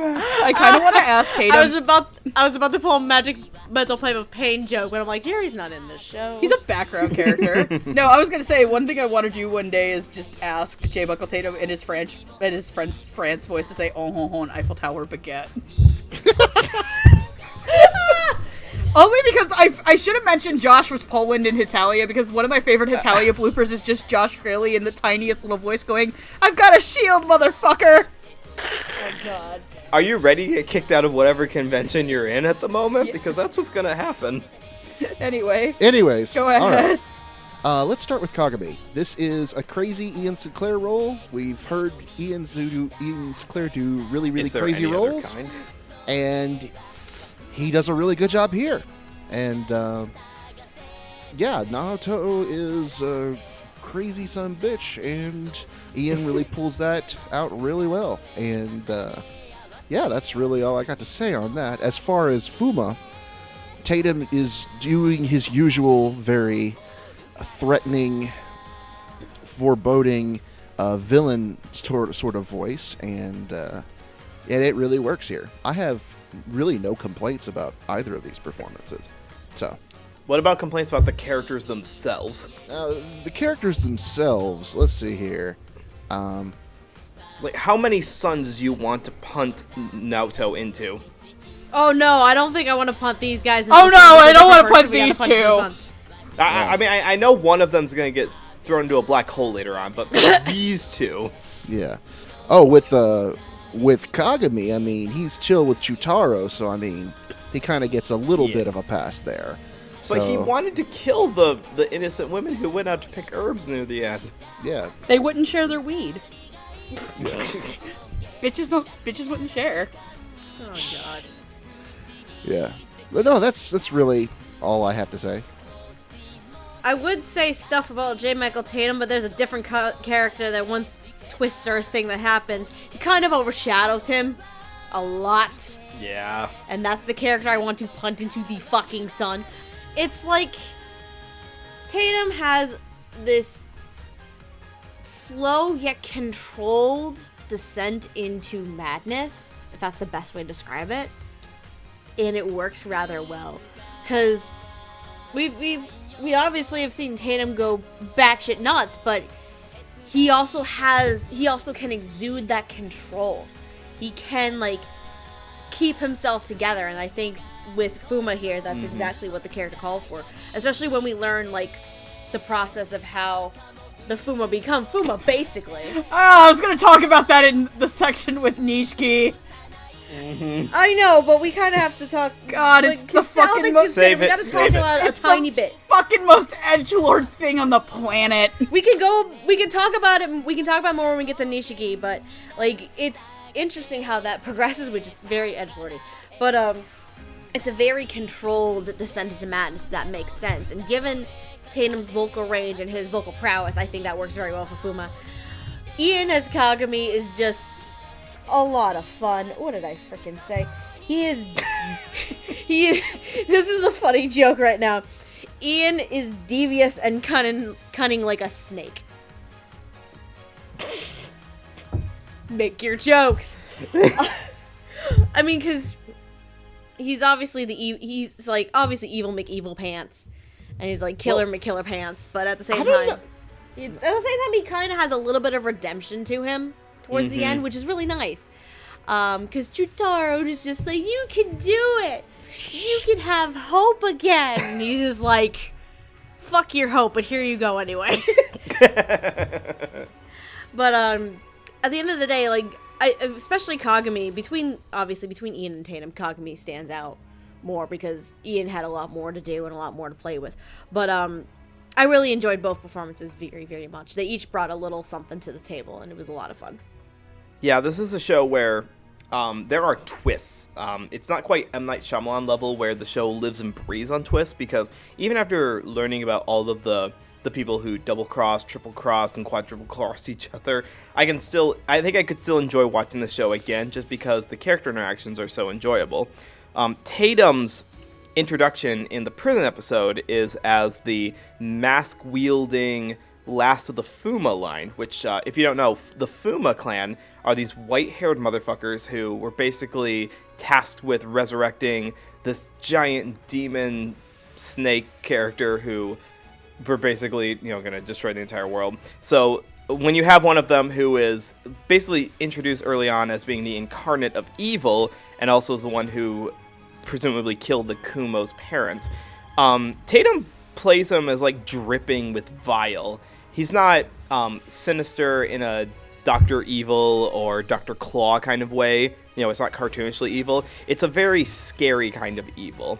Not just the fact that you don't see his face ever because he's always covered in a mask, but also because you don't quite know what to expect from him. And when we first see him, you get kind of scared of him. And even further on in the show, he's a formidable foe in the whole thing. So Tatum's portrayal of him is really convincing as a bad guy with a motive, which are the worst kind. Nothing's worse than a bad guy who has no motive, but a bad guy with a motive to resurrect the Dark Lord, essentially, is really, really bad. Who shall not be named.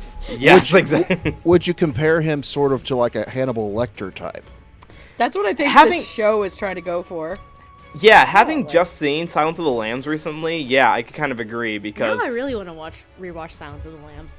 Yeah, because we don't quite know we don't see the gears turning in his head quite yet, but we know instantly that you're not supposed to trust him. And when we find out that we'll talk about this more when we get to that character, but we find out there's a very good reason why we should fear him. Tatum's voice of it fits really well with the kind of sinister, evil voice that it's not the kind of villain that you want to see around any further because you want them to win. It's the kind you want them to stick around because they're just so deliciously evil in what they want to do. But let's talk about Ian for a little bit, because Ian Sinclair's portrayal of Naoto is really unconventional, is what I'm going to call it. Because he starts out with a husky speech pattern, and the first time we see him, we don't quite know who he is. We don't know what his motivation is, because he's introducing himself to one of the characters as a regular person. But as the episode goes on, he reveals his true colors a little bit more, and then he gets wild and raspy and really, wielding that blade that's going to essentially make you really scared, because I don't know how the physics on that thing works, but it's like fourth dimensional weapon wielding that only one character can stop, which is Tenka. But for the arc of his character, for Naoto's arc, where he goes from the bad guy to locked up to bonding with one of the younger brothers, Ian never loses that personality. He's still the same tough guy who kind of his mentality is the what's it called? The strong will survive. The weak die, the strong survive kind of mentality. Survival of the fittest. Exactly. He's very much survival of the fittest mentality, and it's not in a malicious kind of way. He doesn't have a higher calling. He used to be. He thinks he does. Excuse me. He thinks he does, but you really look at him, he doesn't have, he's not trying to resurrect the snake god. He's not trying to defend the country. He's very much just looking out for himself. And he also hates the change of the country that's going on. Yeah, he's kind of wants to kill the emperor. That's his end goal is to get rid. He's kind of a radical terrorist. Who we never meet. We never meet the higher members of the government, so that's kind of a moot point. But yeah, Ian's entire persona as like the jerk with the, I'm not gonna say a heart of gold, but like the good-natured jerk, maybe? That may be too generous, but yeah, I'd say Ian's portrayal of it is really intriguing to watch. Like, it made, it could have been a despicable character with a lesser actor, but with Ian, really fun to watch. I'll start with Kotaro Fuma first, because he is a character that I think Hannibal Lecter was which I think the show itself and the design of the character really, I think, was going to evoke. He's chained up in this cell. He's got the kind of crazy, he's got the one crazy eye, though I don't think Hannibal Lecter has like one crazy eye. Forgive me, I'm actually terrified of Silence of the Lambs. I mean, understandably so, but you know. I'm not a horror movie person. But the whole, like, he's in jail, and he's kind of running this thing, and one of the things that really stood out to me about Tatum's performance is that there is, like, almost the sense of nobility to this villain, where, when, Sora, who's in disguise, is thrown into this cell with him, he says, "We're all family now." And he's, like, very, like, it's that sense of, like, this is gonna sound really weird, but how, if you've ever seen My Hero Academia, it's how All For One talks to baby Shigaraki. Where he's like, "Don't worry, yeah." And he uses All Might's "I am here."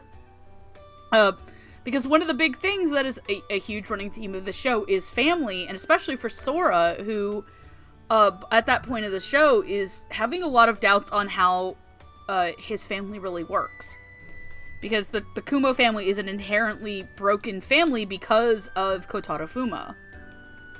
Asterisk mark. Read the footnotes. Give us five. Give us a little bit. We'll get to that. Skip to this time code to see what we mean. But J. Michael Tatum's very controlled approach, where he doesn't really raise his voice, even in death. Even when he grabs Tenka and Sosei and throws them into a laser, he is like, "I'm doing this for the." It's very much it's almost like a cult personality. This guy doesn't have a personality anymore. It's a cult brainwash. There's a line where, I don't think it was him who said it, but it was a line of, betraying blood is the worst thing you could do. Mm-hmm. So he's very devoted to the idea of... I don't want to say who I think says it, because reasons. It was either Kotaro or the other guy, who we'll get to in a bit. Yeah, but he is also, it's also very telling that, he's also his whole, like, family mentality actually kind of bites him in the ass, and we'll get to that.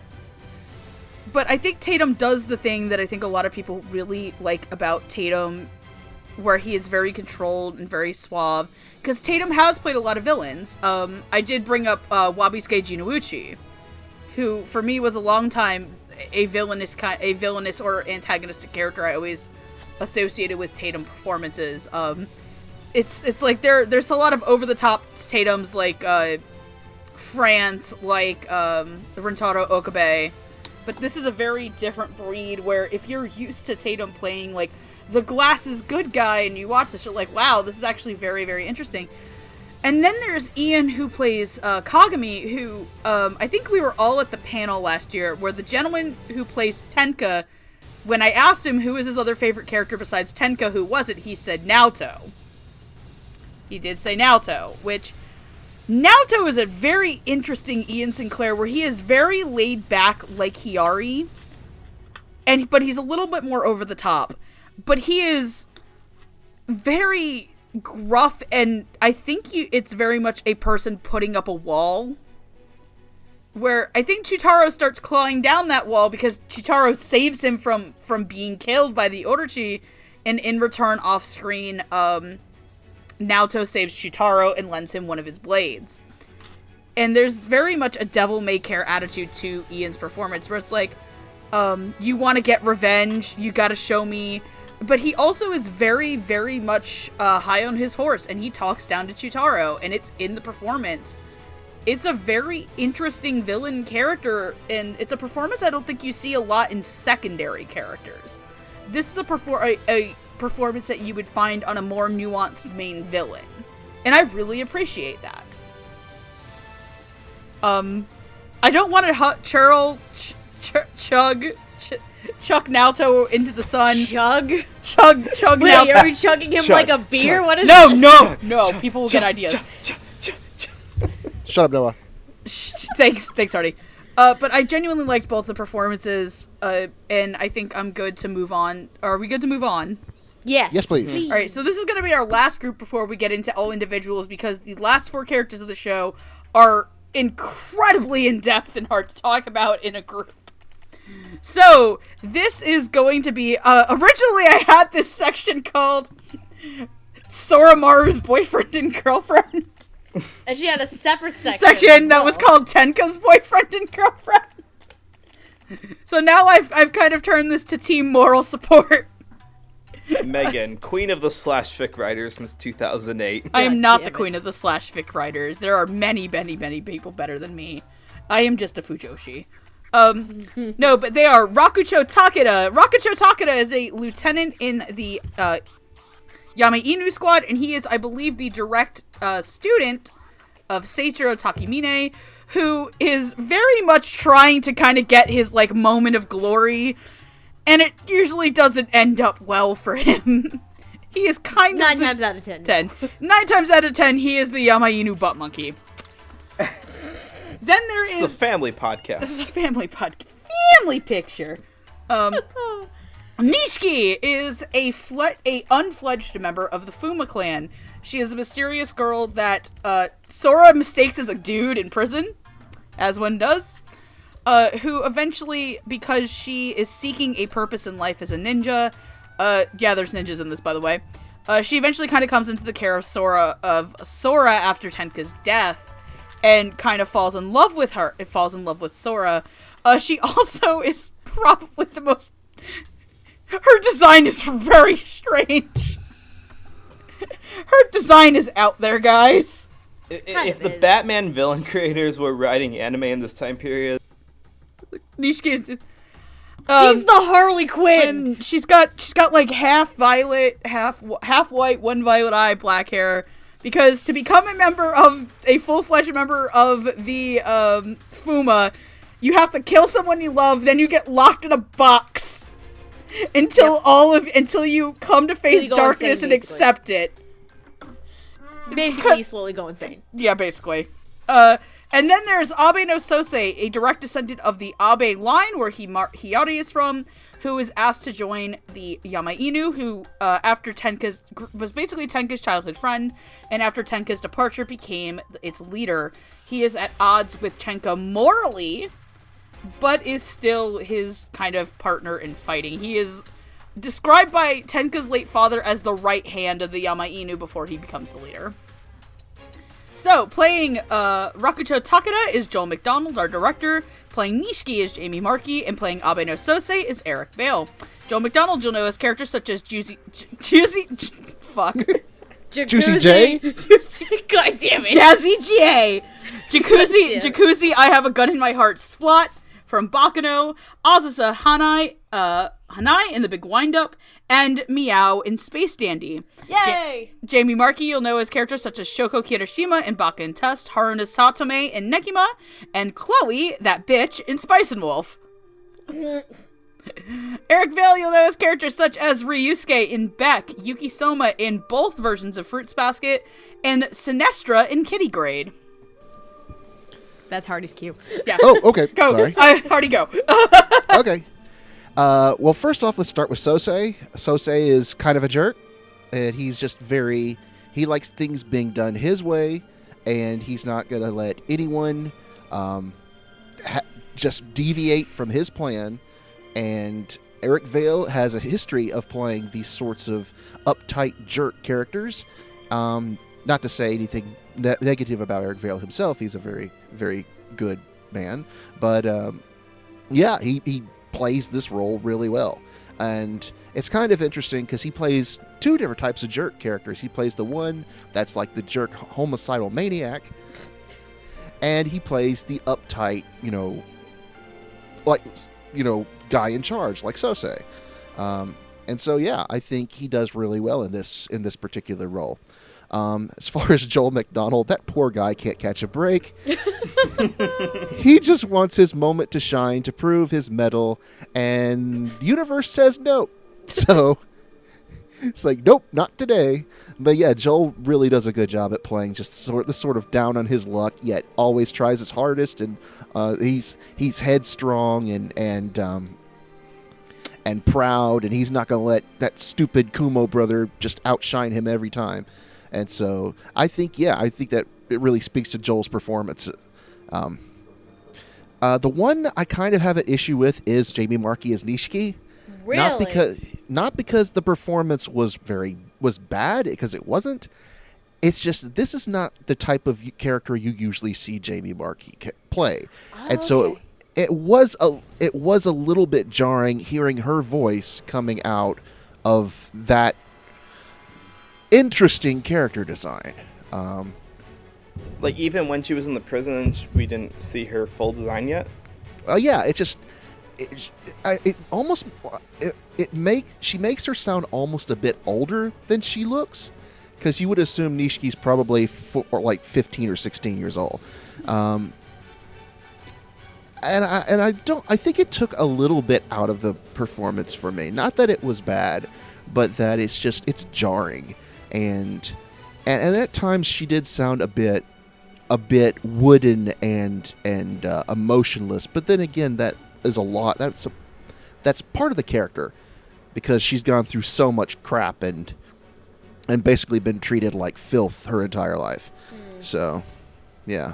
No, it's probably my weakest of the three, but it's not bad. Where I even want to start? I'll start with Eric as well, because with Sosei, while he doesn't agree with Tenka morally, like Hardy was saying, he's kind of also thrust upon this leadership position after the events involving Tenka happen, which we won't quite spoil at this point. But which I think Eric shows that leadership and that maturity to him. He also acts as a really good foil to Tenka, speaking of him not agreeing with Tenka's morals. He's a very good foil, and the back and forth that you see between the two characters, whether they are on screen or whether they are off screen and talking about the other person, it's actually a very interesting dynamic, and I enjoy that a lot in Eric's performance. As for Jamie, I'll go with Jamie. Jamie, I kind of have to slightly disagree with Hardy. I will only agree with the fact that at the time, it's probably very different than what you normally hear her as. But I think there have been a few other cases where she's played a similar kind of character before it, since then. But I do somewhat agree that probably at that time, it was very different for her.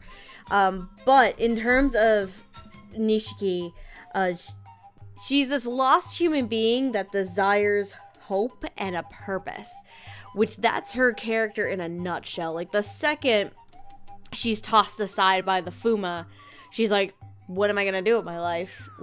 I need orders, I need a purpose in my life. And here comes Soromaru, like, you can just do whatever the hell you want. Like, you can come stay with us, sure, but you're free to do whatever you want. Like, she gets a reason from him. It's the classic stereotypical, like, I lost my purpose in life, I need a purpose in life. While that is a rather tropey and cliche storyline, I think Jamie captures that rather well, given the edgelordiness of how you become a goddamn Fuma in the first place. Hang her upside down and suck the hair out of her. Pretty much. And then, God bless Joel McDonald. God bless him for being the god freaking butt monkey of the show. Poor Takeda. Poor Takeda. Because he is such an adorable little goober who just wants to, like, he just wants to have his day in the sun. He just wants to be appreciated. That's all he wants. Acknowledge me, Dad. Acknowledge me, Dad. He wants Papa Sosei to notice him. Yes. Papa Sosani, please notice me. He has a lot of spunk and energy to him, and clearly he is the young new recruit for the squad too. And you can clearly tell he's just so green. He's very green, including his hair. Lilac, you've seen the woman called Fujiko Mine, right? Of course I have. Would you compare his character to Oscar from that show? God, no. Oscar lost his goddamn mind. We all know that, right? Maybe Oscar from earlier in the show. Earlier in the show, yes, but Oscar lost his fucking mind later on. Anyway, but yeah, Joel... I think we've said this before as a typecasting. He's always so much fun as the butt monkey. I think we've said it before, and it's present here too, and he's just so much fun. But yeah, all three of these characters are fun. I actually, if I had to pick a standout, I actually have to... Ooh, it's hard. I actually have to pick Jamie as my standout of the trio here. Really? Yep. All right. I'll start with Joel because I'm just going to say this right now. If you're an anime character and you've got freckles as your character design, do not try to be a serious leader because there's no hope for you. There's no way you're going to be a leader. Joel's portrayal of Takeda is definitely... He captures the younger voice because the character is obviously... like Lilac said, greener, and I don't mean this reference to his hair, but I mean his actual... I mean, it's funny because it's true, but you know what I mean. Yeah. So, but he's got this sense of inexperience to him, which is, unfortunately, like anyone who's worked a job where they've wanted to excel through the ranks, but they don't have the experience to it, they're always trying to compensate. They're trying to compensate for lack of experience by trying to be super tough or be super serious. And Joel really does portray that sense of trying to overcompensate for his lack of experience by being super serious, and it just does not work for him in the show itself. But that's good because the way that he's directed, it's exactly what the character needs. Eric's portrayal as Ayabe is really he conveys a sense of older experience because he's got this grumble in the back of his throat. Now, most of the male characters in the show, except for the ones who we said have distinctly lower voices, have mid-range 20-year-old kind of voices. So Eric has to give him a little more grumble to give the sense that he's in charge. And don't let the ponytail fool you. Just because you got a blonde ponytail doesn't mean that you can't be in charge. Eric is very much in charge of this whole thing. Are you discriminating against blonde ponytails, Noah? I'm just saying that, okay, like, have you ever seen a military person who has long hair? No, because they give you a buzz cut. Exactly. So, like, bring it back to King of the Hill. Once you become a grunt, you've got to shave your hair off. Jesus. So, seeing Sosei with long hair kind of gave the sense that this show was definitely geared towards the shonen crowd who's used to characters with long hair. But that's beside the point. Eric's portrayal of the character is definitely... He's got clear enunciation. He doesn't have the mannerisms of the backwoods Japan bumpkin kind of voice that some of the other farmers and other people have. So he definitely conveys a sense of control over the entire what's called Yamanairu crowd. Yama The Inu. group that's... Thank you. The group who's supposed to be keeping the Orochi from resurrecting, basically. Mm-hmm. So on that sense, like, I don't know if he was trying to sound extra tough, but it definitely gave a sense of control over the entire group. So I think that worked out pretty well for him. I'm trying to think of, like, did he have a moment of vulnerability at all in the show that really conveyed a sense of sensitivity? He kind of gets one at the very, very end of the show. Well, okay, but everyone kind of gets once the final episode comes out. I think he kind of gets like a couple. I think it's just not verbally done. It's shown a lot in his actions. Well, yeah, because verbally he doesn't really get one that I remember. Right, because you can't have a character that's this serious without having some sense of heart of gold aspect to them. And Eric Vale's, he definitely conveys the softness to a character that is really, really in charge but cares about his entire group. And then let's talk about Nishiki. I'm not going to talk about Nishiki's design because that is a cosplay's wet dream right there. But let's talk about Jamie's portrayal of her.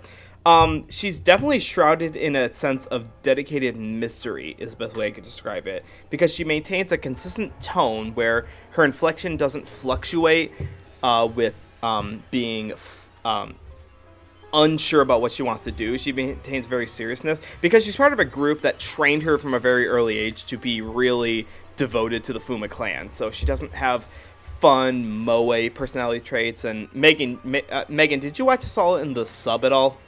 No, I have not. And I've watched. Okay, no, I've watched some clips of the sub, but it was not for Nishiki. So, yeah, I don't know if Nishiki was given a more moe voice in her Japanese portrayal, but Jamie does capture that sense of seriousness that, like, it's almost a mask that she's supposed to maintain, because when she was upbringing in this very serious, like, I almost want to reference the girls from the final season of Samurai Jack who are trained to kill the samurai, where there's no fun at all. There's no fun allowed. But Jamie's portrayal of it, I don't have a qualm with it. I really don't have a qualm with her portrayal of it at all, because she doesn't know where she wants to go. She kind of, like, explains what side she's on near the end of the show, and it fits with the way that Jamie portrayed her. So I really did get a sense of, like, a girl becoming who she was going to be, a character arc of, I don't know who I want to be, and then I realized I want to be part of the Kumo group, or I want to be part of the group opposing the Fumo clan when she steals the swords. And Jamie's voice definitely matched that. It's not cutesy, it's not moe, it's very serious, and it's very dependable, is the best way I can describe it. Joel as Takeda is a lot of what I remember Joel McDonald characters being. Poor Joel McDonald plays a lot of butt monkeys. He does.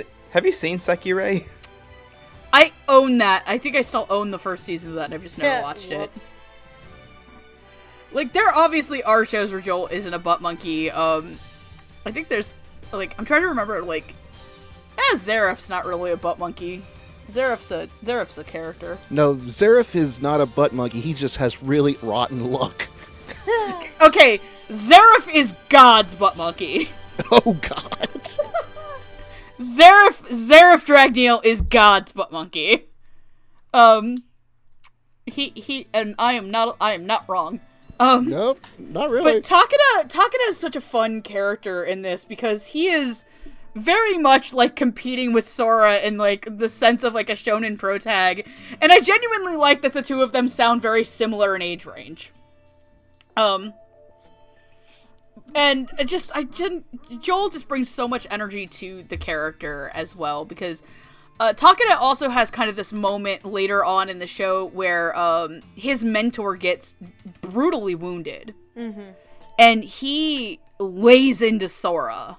And it is a very believable, scared teenager. Yeah. Where he's like, how could you let this happen in your own backyard? Aren't you the one in charge here?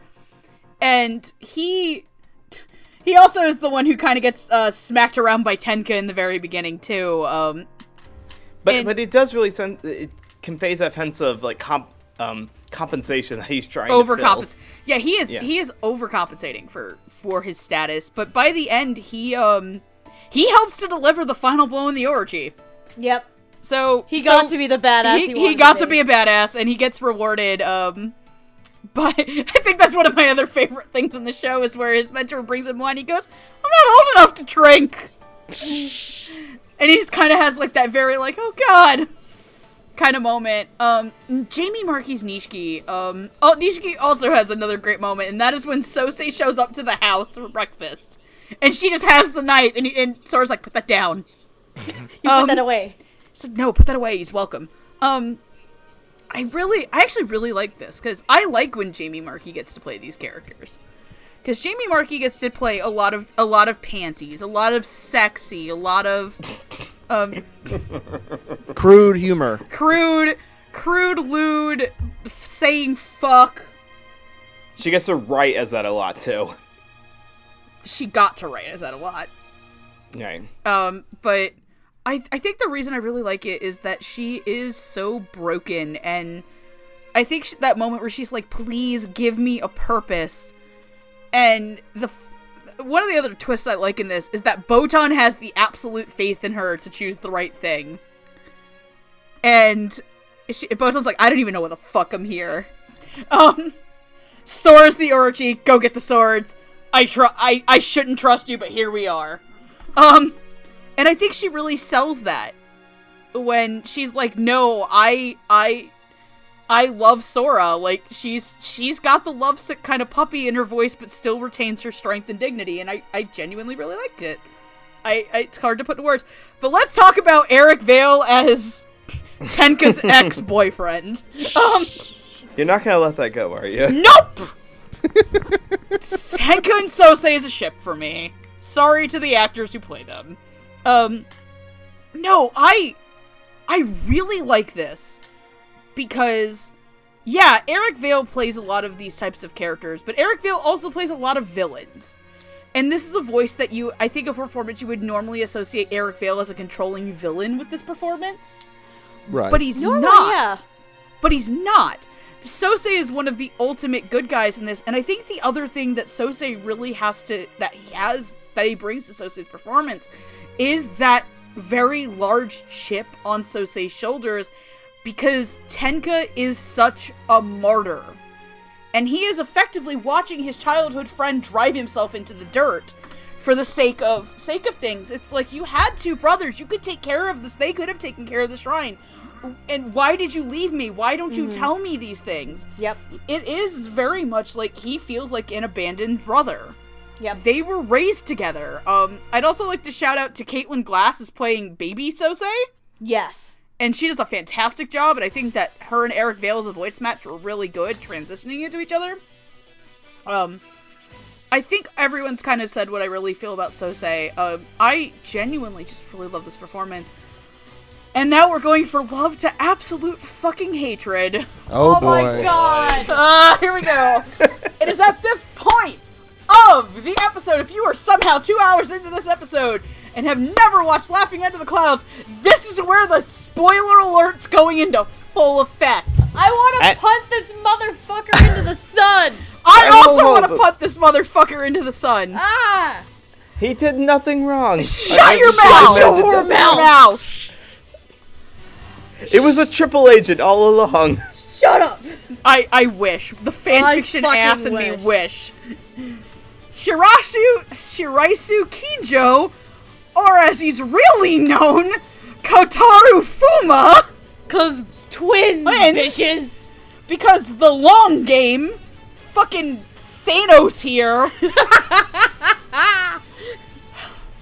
Shiraisu Kinjo is a member of the Fuma clan who apparently was good after the clan got annihilated. This was a long game because he wanted to summon the Orochi. Hardy, are you laughing at us? No, not really. Just chuckling. Fuck you, Shirasu. Fuck you! Ah! I gotta say, the comparison to Thanos was not something I expected. I didn't either. He's like Loki. He's like fucking Loki. Okay. Just God, fuck you, Shirasu. He essentially plays the long game and at one point says, "You are the best pawns I could have ever asked for." To an emotionally damaged Sora, and I'm like, motherfucker. Oh, I wanted to punch him into the sun. God damn it. So who plays this abhorrent character? Shirasu Kinjo is played by Robert McCollum. Robert McCollum plays characters such as Keigo Kurisu in The Future Diary, Tessai in Samurai 7, and Rainer fucking Braun in Attack on Titan! There it is! So the betrayal runs in his veins, apparently. Apparently, yes. Hardy. Yep. Oh If boy, you where do I may. begin? Let's see here. Fuck you, Shirasu! This Not is your turn. one of the greatest forms of villain. Probably the greatest form of villain. Is not the homicidal maniac. It's not the, power-hungry, megalomaniacal dictators. No. It's the betrayer. And that is why, interesting fact, If anyone has ever read Dante's Inferno, I knew you were gonna go there. Oh my god. The three people, the lowest section of hell is reserved. In the mouths of Satan. It's the lowest section of hell is reserved strictly for traitors. There is Judas Iscariot, Brutus, and one other.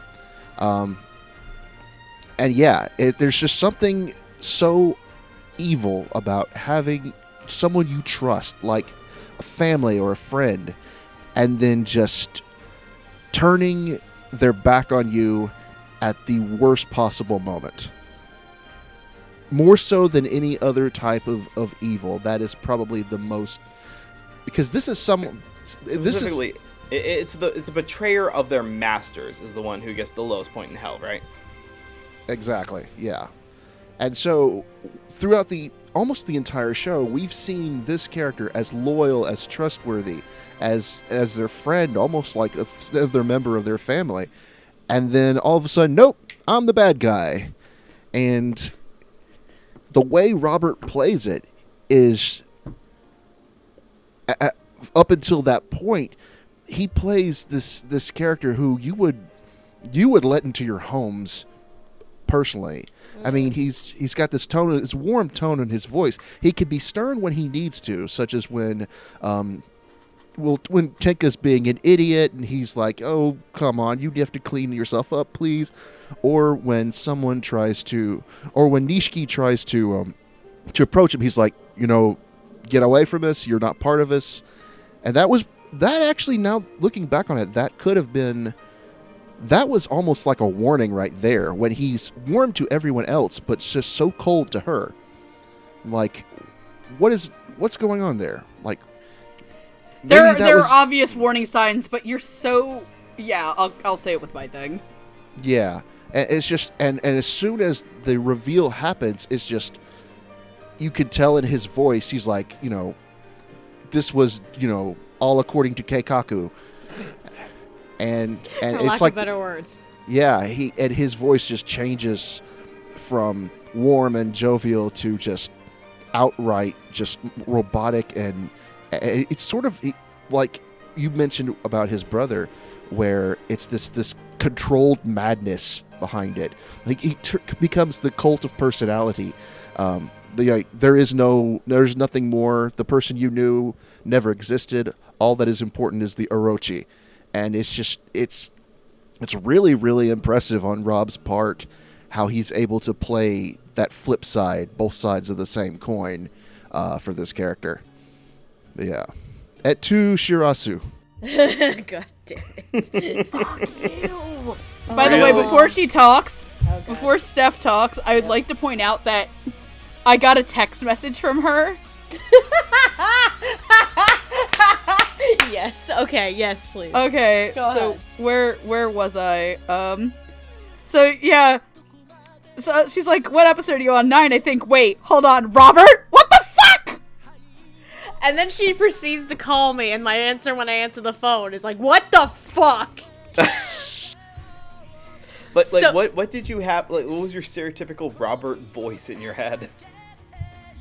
I can't think of it was less the Robert and more what the character was doing. Yes. Because I liked this character. Because here's the thing, it's not like he just suddenly, just rips off a mask and goes all according to Keikaku. No, he reveals this by stabbing Botan in the heart. Yes. You thought it was Dio, but it was I, Kanju. God damn it, she likes you.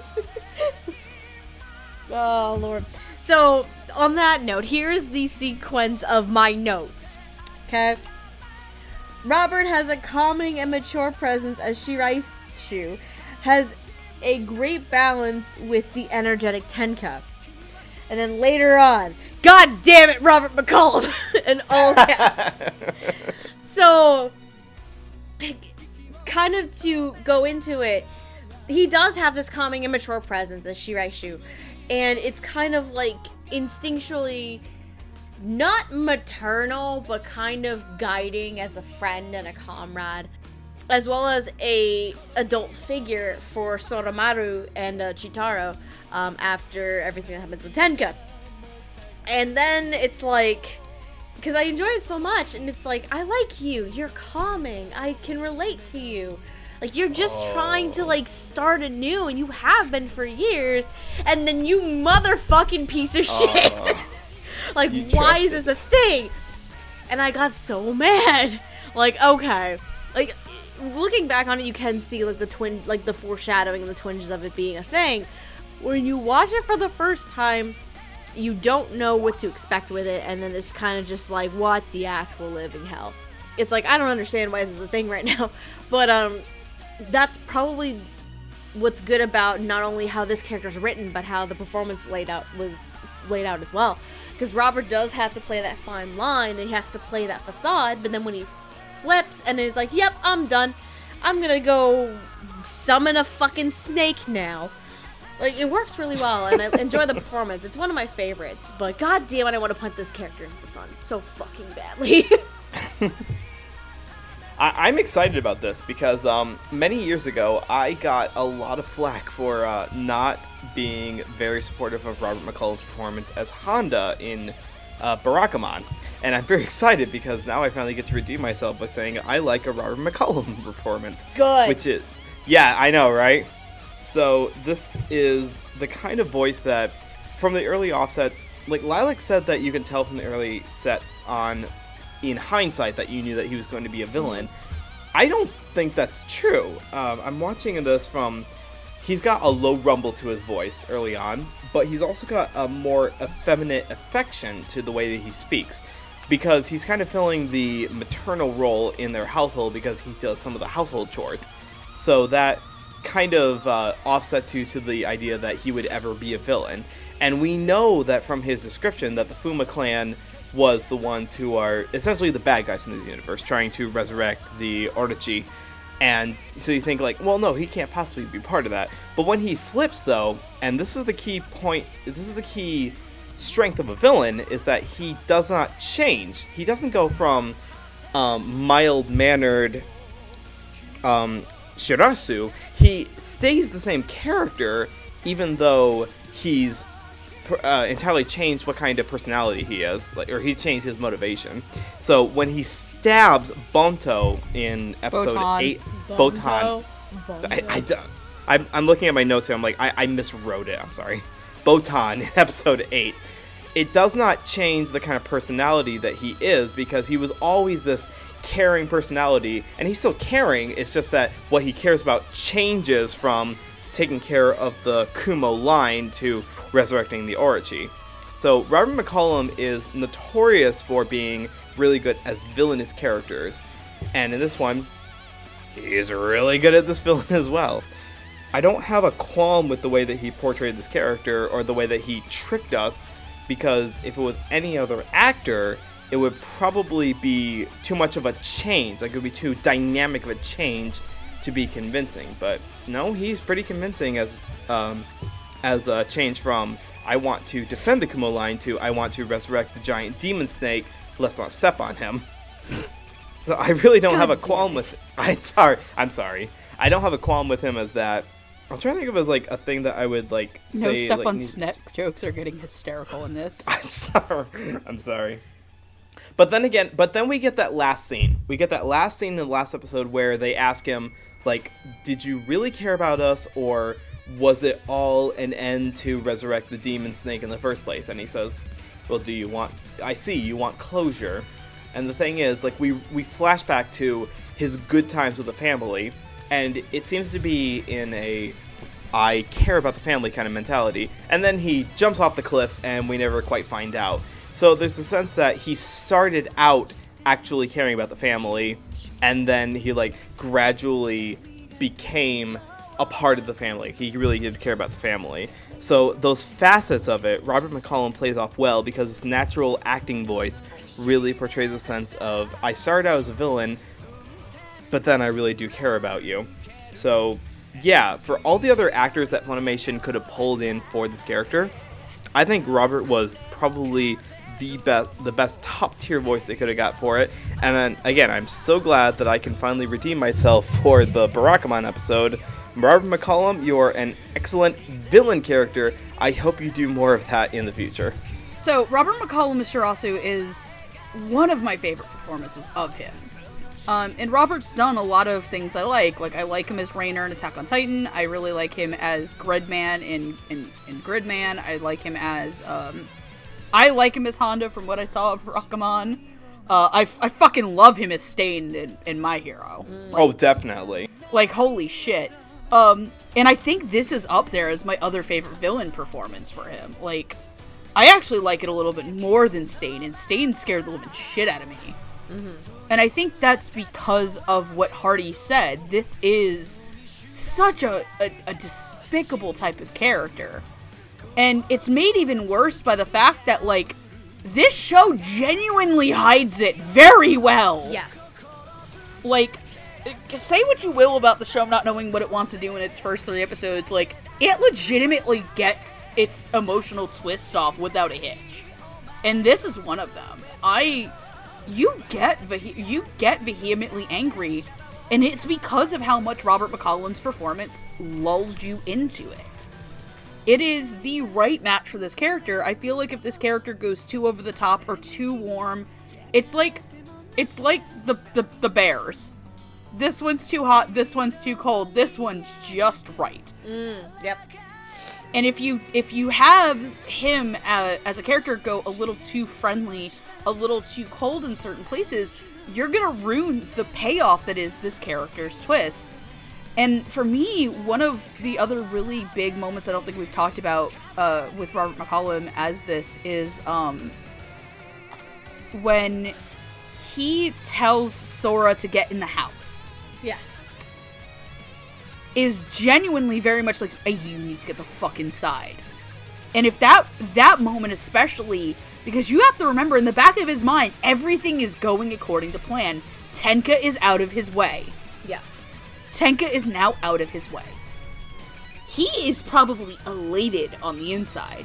I have gotten rid of the biggest thing in my way. Mm-hmm. And Robert has to play Shirasu as being, oh my god, our family is going to be broken up again. We are going to lose this. And the other kind of moment that really gets me in, and I'll talk about this with Sora's actor in particular, is the moment where he's at the Yama Inu kind of base, and Sora is like crying and trying to claw his way out of his arms to the door to escape. And he's still kind of got this very parental, like, there, it's all going to be okay voice. And it's gonna sound really weird, but it reminds me a lot of Mom from Promised Neverland. Oh, God. Oh, God. Oh, no. Which the reference is lost on Hardy, but if you've watched, I think, like, episode 8 or 9 of Promised Neverland... Oh, yeah. Where a certain, someone gets their leg broken... And that whole scene after, that is what that reminded me of just now. So, Robert McCollum is... That's the other thing, too. I don't think that we get to compliment a lot of actors who play villains, especially betrayer villains. Is that when betrayal villains, like... It's like the difference between this and, like... I hate to bring up Western animation, but, like, how much I don't like the reveal in Frozen of Hans being the villain the whole time. Oh my god. Gigi can fight me on that. Like, no, this is how you fair. This is how you do it right, and this is how you do it with voice acting right. This is a hard thing to pull off, and I think Robert did it well. I just want to see him, like, go out to Chitaro now and say, if only there was somebody who loved you. First of all, God it would damn be it wouldn't be to Chitaro, it would be to Sora. Yeah. Chitaro. But speaking of Chitaro, let's talk about Chitaro. Segue. Let's talk about who I believe is Hardy's favorite character. How did you guess? I very distinctly gremlin, remember it's you fine. telling me one time at night that you really liked Chitaro for a very personal reason. Yeah, and I get to go into that reason, but I'll come back to me. So Chitaro is the third son of the Kuma Shrine, who is an adorable, precocious little youngster he was a baby. He was a baby when his parents got murdered. So much so the fact that when it gets brought up to him that his parents didn't die because they were sick, it fucks with him pretty hard. He is a sweet boy, but he is also young and impressionable, which is why when Tenka runs away, he takes it the hardest. and it leads him to doing some bad stuff. Yep. And yeah, and I kind of want to get into this with more of the performance, because Shuichiro has a really, really poignant line in the last episode of the show. Shutaro Kumo is played by Terry Doty. Terry Doty you'll know as characters such as Kamika Todoroki in Corpse Princess, Virgo in Fairy Tail, and Alice Kiriki in Okami-san and Her Seven Companions. All of those were female roles, but we also all know Terry Doty for playing a lot of little boys. Yeah, one that we do remember is Jalal Fernandez. God damn it. God, fuck you. That betrayer character's done bad, Jalal Fernandez. Jalal Fernandez is a bad character, but at least he's not messed. Yeah. Oh. Oh God, don't talk about mess. Cause Don't talk about mess. Andrew will go on a diet tribe. Yeah. Yeah. He really messed things up. Funny for the next person we're talking about. God damn it. Hardy, go ahead. Yeah. As you may not know, I am actually the youngest of three brothers. So, being the youngest, Chutaro really, really is a personal favorite of mine, because he reminds me, in fact, their whole Kumo dynamic reminds me of me growing up with my family. My oldest brother was sort of, the really level-headed one who took care of the younger ones. My middle brother, very hot-headed, wants to make his own way, sort of thing. And then you have me, I'm just sort of laid back and chill and basically a giant doof. And yeah, that's why I could really relate to Chutaro. I haven't gone through nearly as horrible things as he has, thank God. But yeah, when he goes through, and when seeing him after the loss of Tenka, I could really relate, because if one of my brothers was taken away from me, I'd lose it. I'm very close to both of them, and yeah, I hate this expression, being the baby of the family. I really do relate to him, and I really, really, really enjoy Terry's performance, because I've said on occasion that I do prefer when she voices little boy characters slightly to where she voices females. But this was before MMO Junkie came out, and I think that she really captures the essence of what it is like to be. I think is he 12? Or is he a little bit younger? I think he has to be like 11 or 12 years old. Right. And she really captures that sort of energy about how spunky he is, and he's all very polite, always refers to his older brothers as sir. And he's just so adorable, and watching him go through such a traumatic experience was almost heartbreaking. And I think Terry was able to bring out that part of the performance, and I think she really, really did a great job.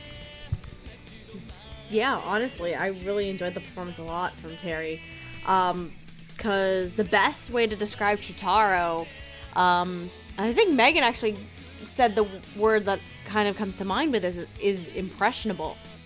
He is an impressionable little boy, and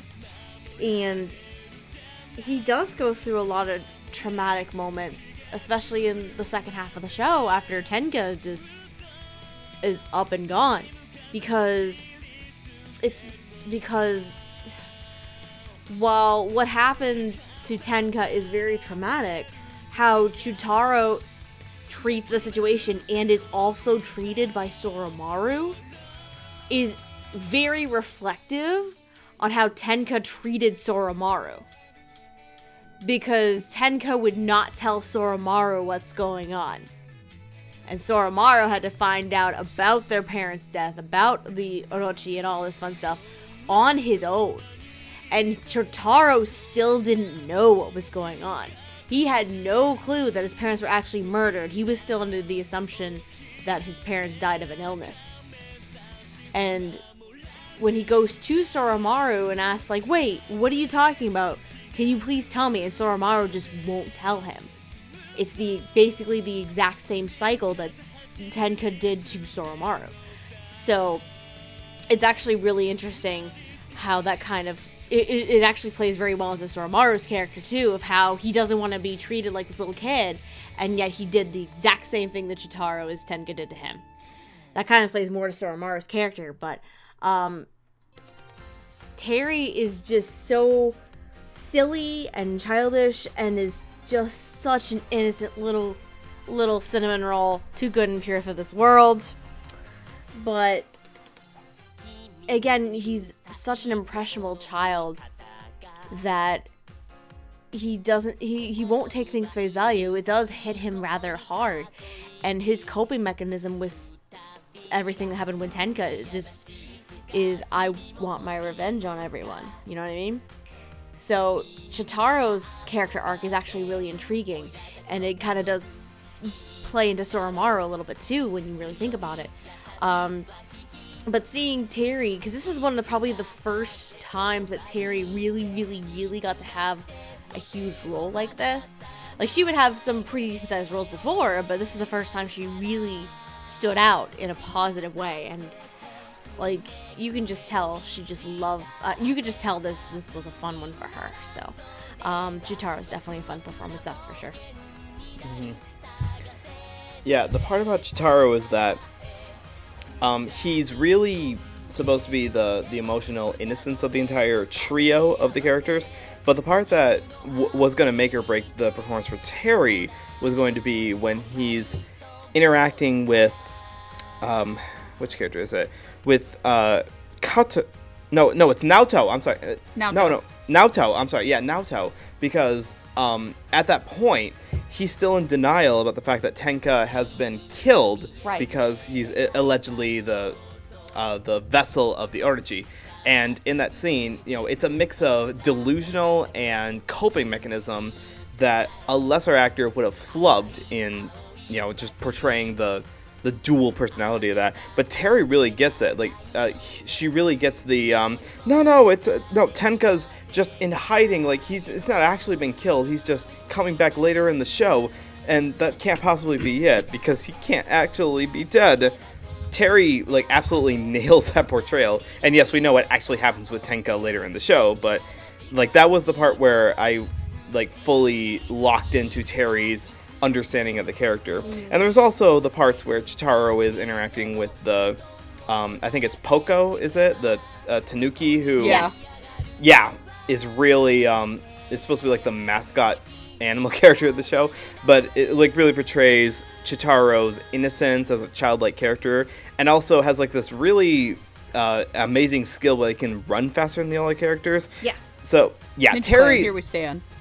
Terry's portrayal of it is really a good balance, I think, of when you have female voice actors who portray male characters, because there are times, and I've said this before in episodes like the My Hero Academia episode, where sometimes a female voice actor is not convincing as a young male actor. It's still too obviously it's too obviously a female actor. Terry portrays the young male portions of it really well, and I like the fact that Chitaro's arc is not corrupted by all the stuff that's going on. He's not corrupted by how dire the situation gets. So Terry still brings that sense of fun and innocence to it that we really needed, because the other two characters don't quite bring that to it. So I'm trying to think of a fault that Terry has with this, but I can't think of one. I really can't think of one. There's the only thing that is distinct, I think, of worth noting, is that Terry gives a slight vernacular voice to it. Like we said before, some of the actors have slight backwoods speaking patterns to it because they're supposed to portray a sense of farming village, and Terry's the one of the three brothers who has the most vernacular speaking voice. So, but I think that's because he's still growing up. He hasn't quite learned to speak proper like a Shinto monk is supposed to quite yet. So for all that, Terry, great job on the performances there. Lots of enthusiasm, not quite as spastic as some people may think it to be. Really good on portraying the young heart of the trio.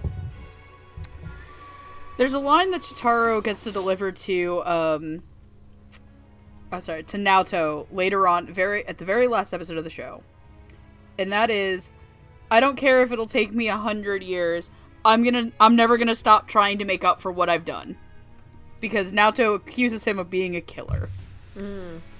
And I thought, like, yeah, no, like, fuck yeah, I love Shitaro. Terry has this way of bringing Chutaro's innocence and humor, like, Shitaro, what are you doing? Tenka told us to stay low. He told us to keep a low profile. And he's, like, in the floor of the house. And Terry does cute and adorable with Shitaro. Mm-hmm. And then Tenka gets sent to the hang. Mm. And he loses the gang of hangmen. And in credit to both him and Sora's actor, and we're gonna get Sora's actor after this next character, but just him Terry's yelling and screaming as Shitaro, where Tenka is walking off to the noose. And you're just like, oh god, oh fuck, oh shit. And Terry is 100% selling it in combination with Sora's actor. And then you don't get it in the next episode, but you get in the episode after, where Sora's gonna go out, and Shitaro is just sitting on the steps. And it's just like, you need to come inside. I can't come inside. Tenny's gonna be home at any minute, and I gotta be here to wait for him. And you're just like, my heart, my boy. And Terry puts her hooks in. Terry grabs the dagger, looks at your heart, pushes it in, and just keeps slowly turning it. Mm-hmm. Because she makes Shitaro believable. Yep. This, in a show where there's a giant tanuki and a laser snake, she is a believable little boy going through, honestly, the first loss in their life. Shitaro was a literal baby when their parents were murdered. Like, still swaddled up and crying. Mm-hmm.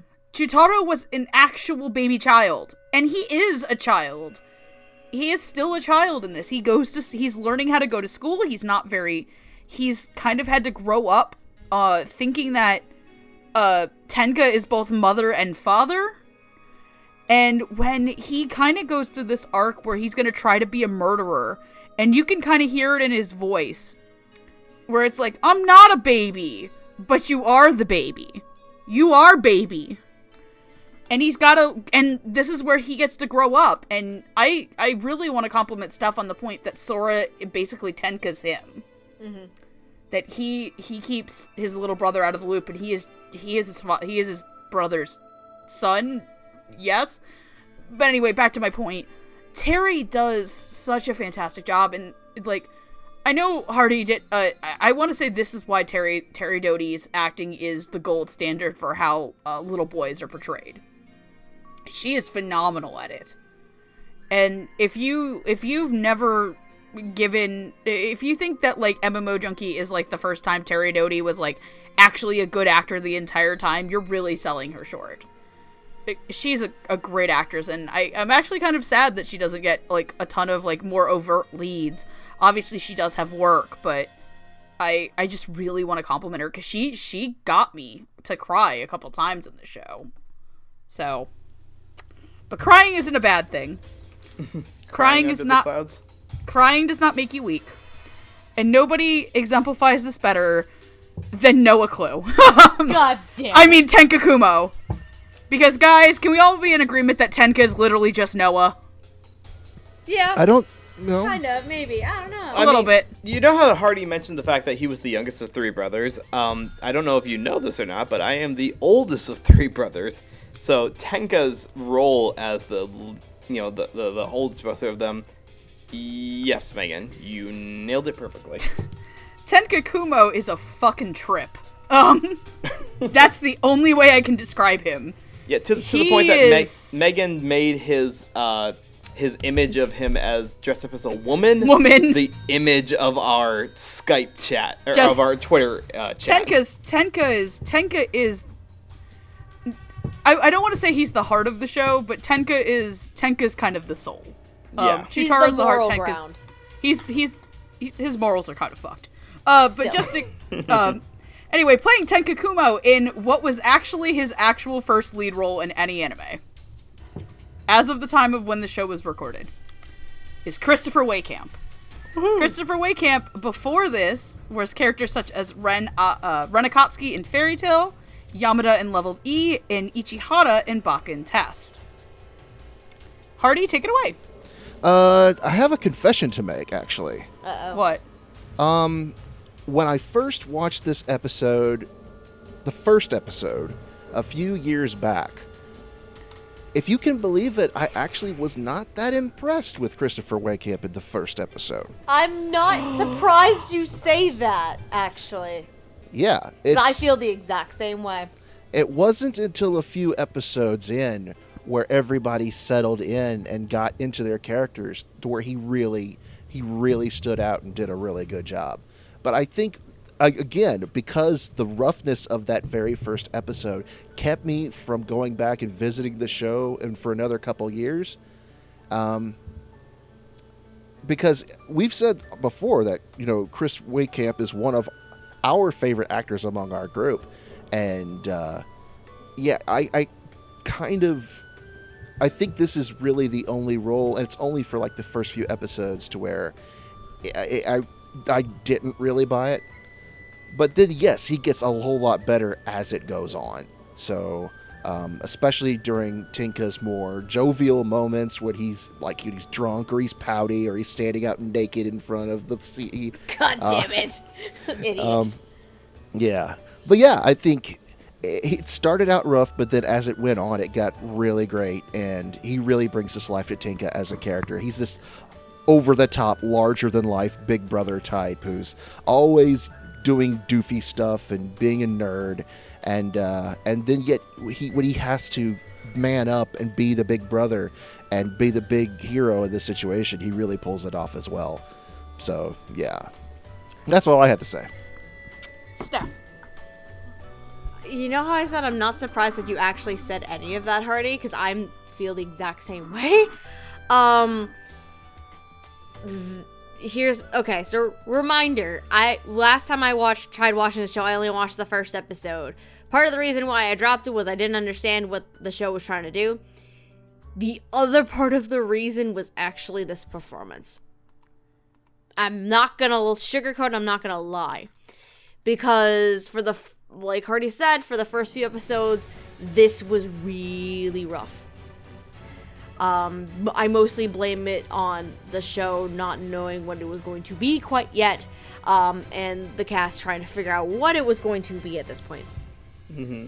But I also agree with Hardy that once it finally went into the direction that it was meant to go, Chris definitely settled into the role rather nicely, and it came out a lot better, in my opinion as well, because he kind of grew into it a bit more. It wasn't as like, it's like the first few episodes of this, either you get very weird gruff, you get comedic, you get doofus, you get like serious, you don't know what Tenka's trying to be, and that's the problem. But once we get to like the third or fourth episode, that point where it really starts to slowly give that tonal shift, that's when it gets a bit more settled into what it wants to do, and that's when Chris can finally settle into the character a heck of a lot more. So, while, in all honesty, if you try to watch this show, the big thing is you need to get past, like, the first 3 episodes. Like, bar none. Because after that point, that's when it really starts to go where it's supposed to go. So, the first 3 episodes are not the best judge of this performance, for sure. It is very rough, all things considered, and you can tell at that point that this is his first lead role. But you can also tell that they didn't quite know where the character was going at that time. So there's a lot of factors working against it, but once it really got to that shift, it worked out a lot better, and he got to settle into the role, and it actually was a fantastic performance after that. So this entire performance is predicated on the idea that we don't know where the story is going, right? Mm-hmm. So with Chris Waycamp, I don't think that they intended to make it uncertain about where they were going, because they had obviously seen the show and they had cast J. Michael Tatum to be the writer of this, which is good because it's loose and fun, and Chris Wakamp plays it up really well as this older brother character who really is kind of balancing the two parts of an older brother, which an older brother is supposed to keep his younger brothers from worrying too much, but also keeping them forward on the momentum of, I want you to be the best that you can be. So Waycamp's, he goes up and down his inflections a lot. Like, he's got this voice that is goofy, and I don't just mean the drunken scenes, but I also mean in the scenes where he's really, he wants to be the mother and the father of the trio because their parents are dead. Wakamp really seems to understand the necessity of putting on a bold face for your older siblings because they're already worrying too much. You want to try to take away some of that that sorrow that they're feeling, which they obviously have a lot of sorrow because their parents are dead. And Waycamp's portrayal of that is to really convey a sense of confidence, and not just because he fights a lot. Like, there's the scenes where he is supposed to be really goofy, but then you see him fight against samurai. Like, I'm sorry, they used to be samurai, but they're now people who are basically Ronin because they don't have a master anymore. So he fights against them, and he tells them that what you're doing is no longer noble. So Wakamp understands the sense of serious and goofy that his character has to portray. And near the end of the show, where the entire dynamic changes from being goofy to let's stop the snake demon, he really also gets that sense of being in control of the entire situation. The only other thing I have written on here is that he's gruffer in his voice so that he doesn't have that sense of uncertain naivete that some of the other military people have. Like, what was it? It was Joel McDonald's character had that sense of, I want to be tougher, but I can't quite convey that because I'm younger and inexperienced. No, Chris Wakamp definitely has that sense of experience to him, so it helps cover all of the I'm in charge and I don't need to prove it to anyone mentality. So all the qualms that you guys had about like not quite thinking the show knew what it wanted to be, I don't get that from Chris. I get that he quite knew what he wanted to be from the very beginning. That's hard to believe because even the show, like, not the show, even the dub didn't know where the show itself was going. They I'm literally confessed that. I'm not gonna lie to you. Okay, did they confess on like an interview a commentary? Steph watched the commentaries, didn't she? See, I haven't seen the commentaries yet. I really like Chris as Tenka. I will agree that it is the reason I find it more gruff is that when he's kind of putting that over the top mentality, he makes Tenka go really deep, and that I don't feel matches up with the character design. Same, yeah. Very much, and that's what it is. But like when Tenka, once you get into Tenka knows that he is gonna be killed. Or he starts the plot where he makes everybody think that he's gonna get killed. That's where Chris really shines, and like, honest to God, when he, in his execution, when everybody in the fucking village shows up and he's like, "Get a life!" Everybody, just get a life!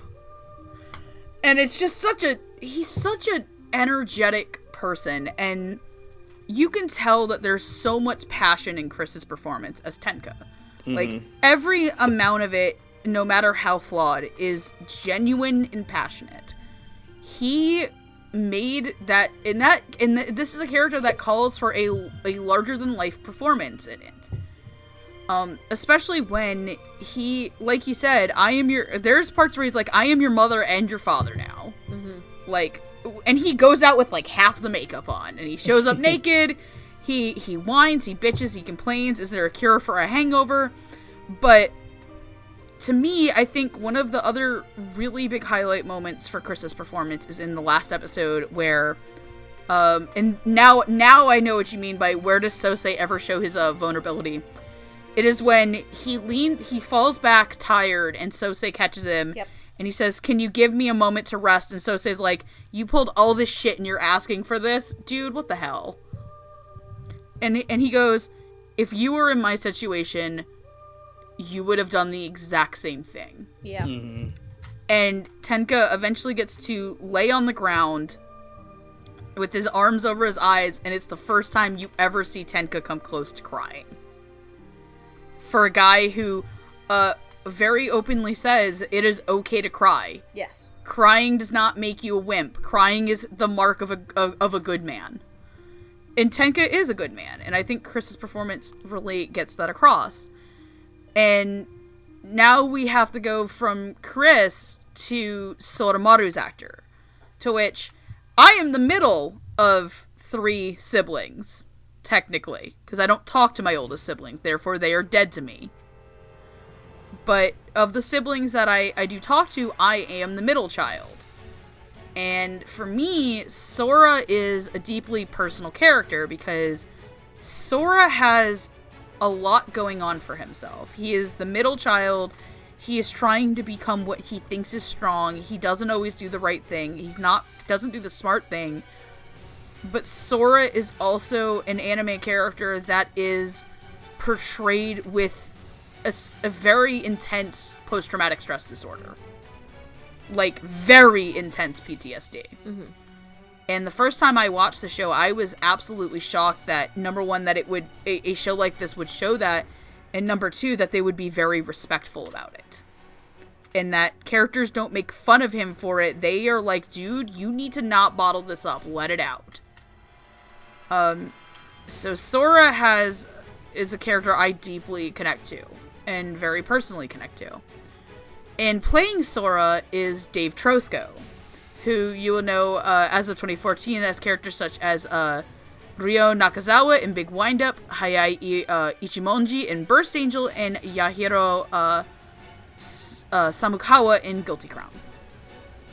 So, Hardy, if you don't mind going ahead. Yeah, just make this real quick. I think Trosko did a really good job.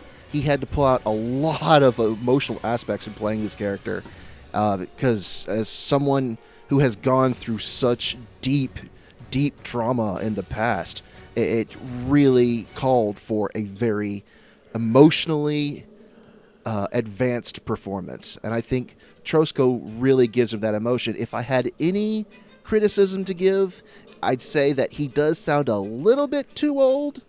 He does make Soromaru sound just a little bit older than he should be, because Soromaru's probably like 15 or 16.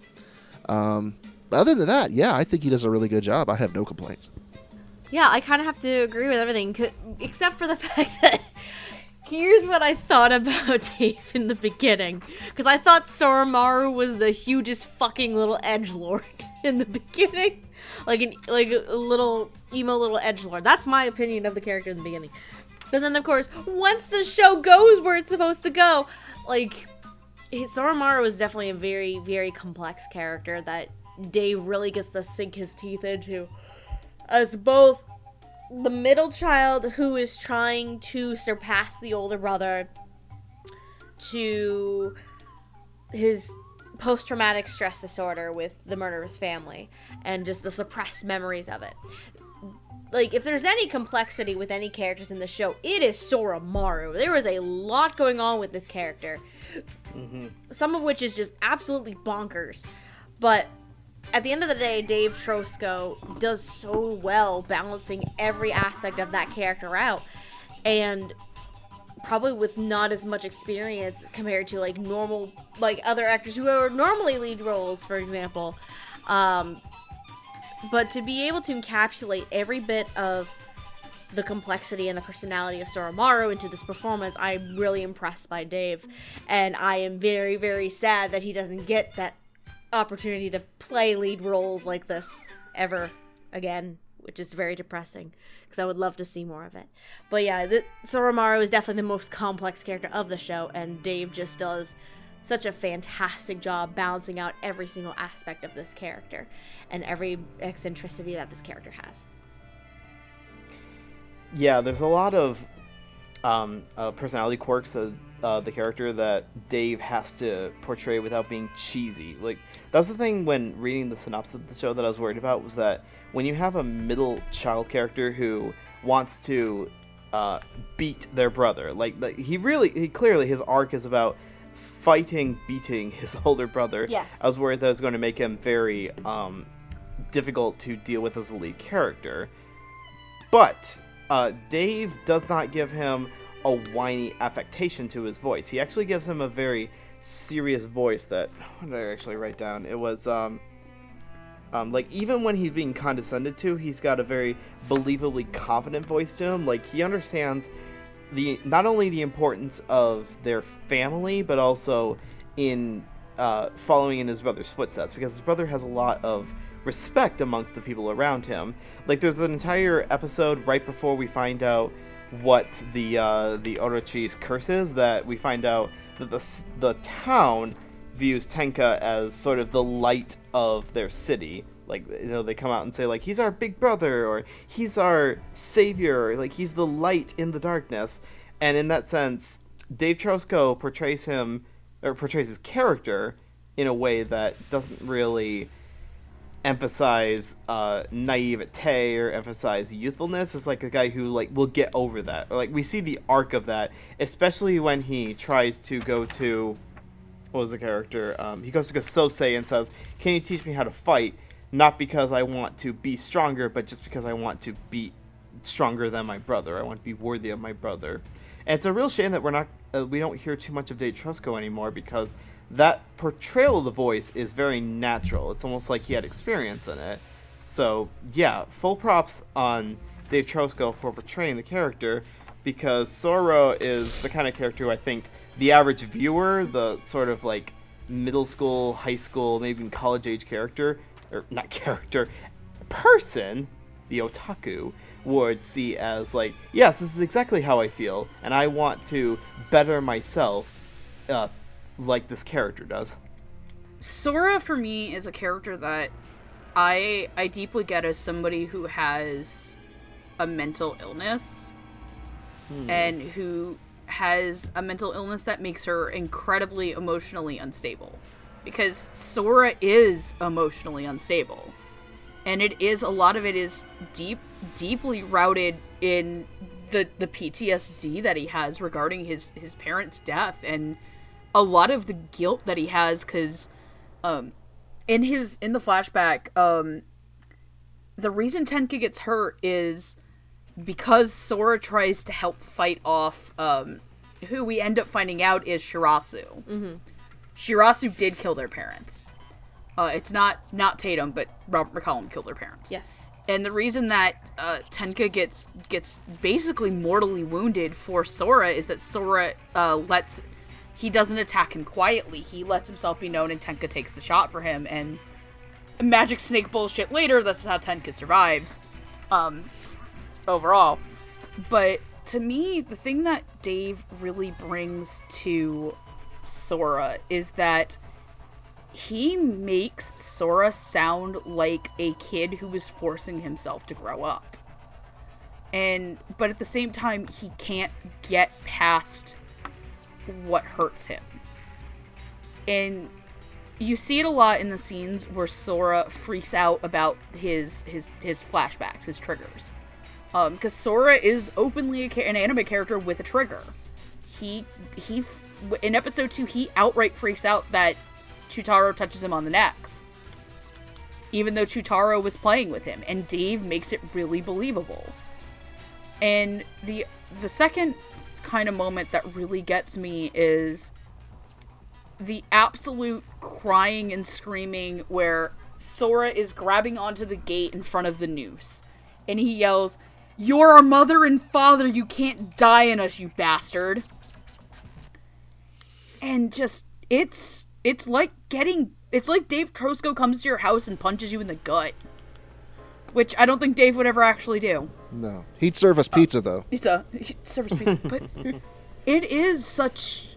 It's a powerful and moving performance. It's my favorite one in the show. It really resonates with me. And that's a lot of the reason I really, really fucking love this show, is Sora is he is a typical and approachable character, but he's also very deep and complex and very atypical in how his illnesses and his issues are portrayed. And just to give another really big credit to both Robert and Dave, is that scene I was talking about in Sosei's office, where essentially Shirasu's got his arms around Sora, and Sora is just frantically crying and screaming, trying to get out of his arms.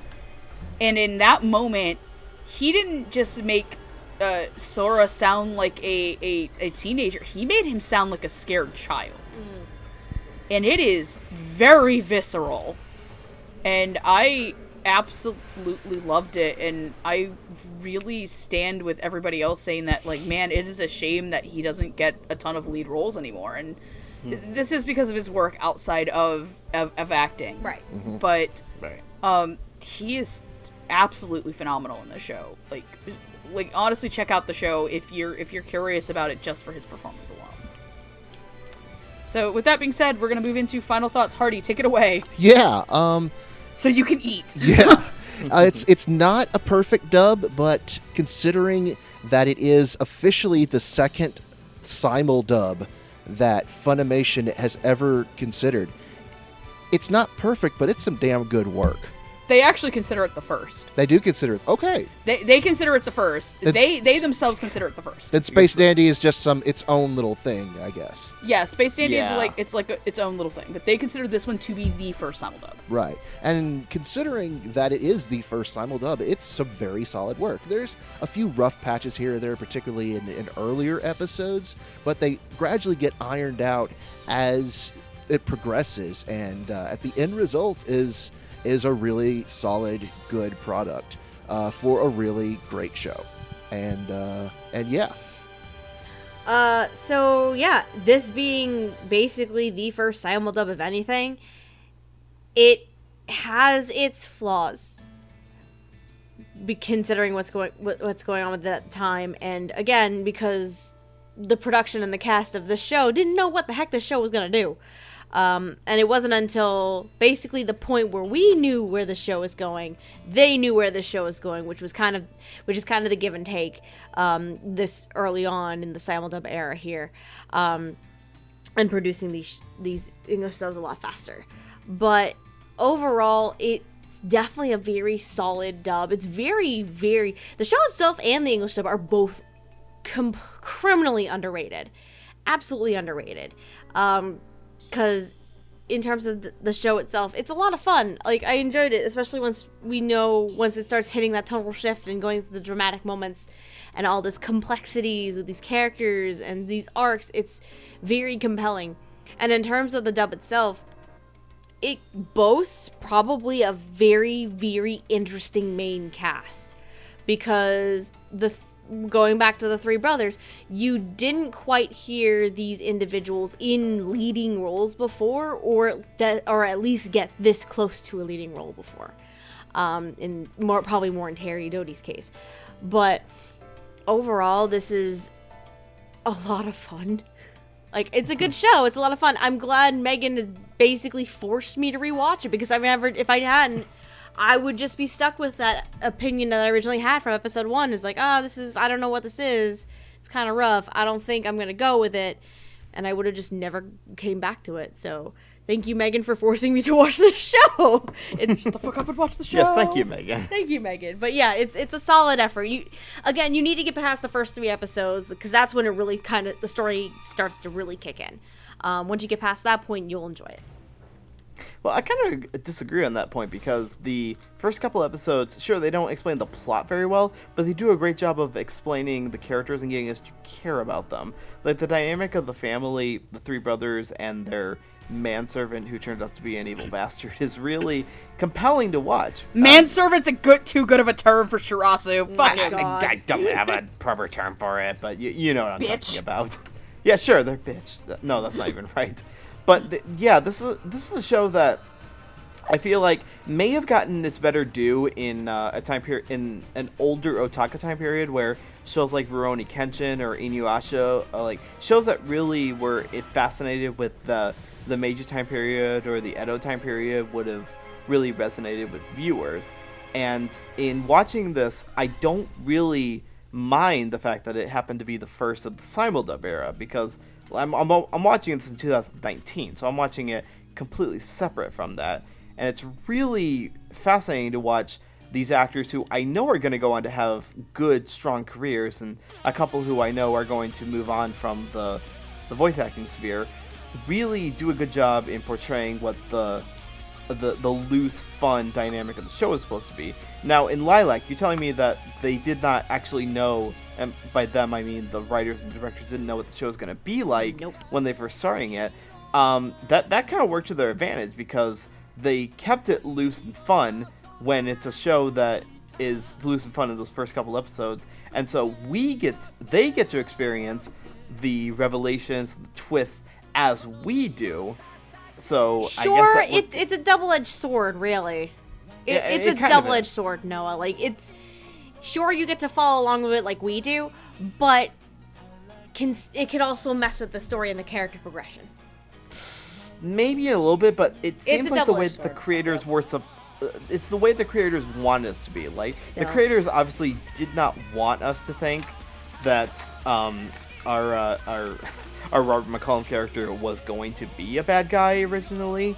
So when watching this, because I watched this over the span of the last week, it was really easy to watch. Like, I watched each episode, and when I got to the end of it, I did not believe that it was the end of the episode, because the time had flown by so quickly.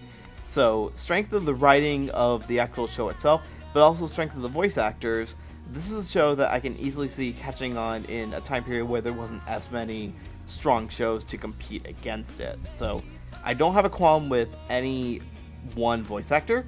I don't have a qualm with the writing, and I don't have a qualm with the direction of it all.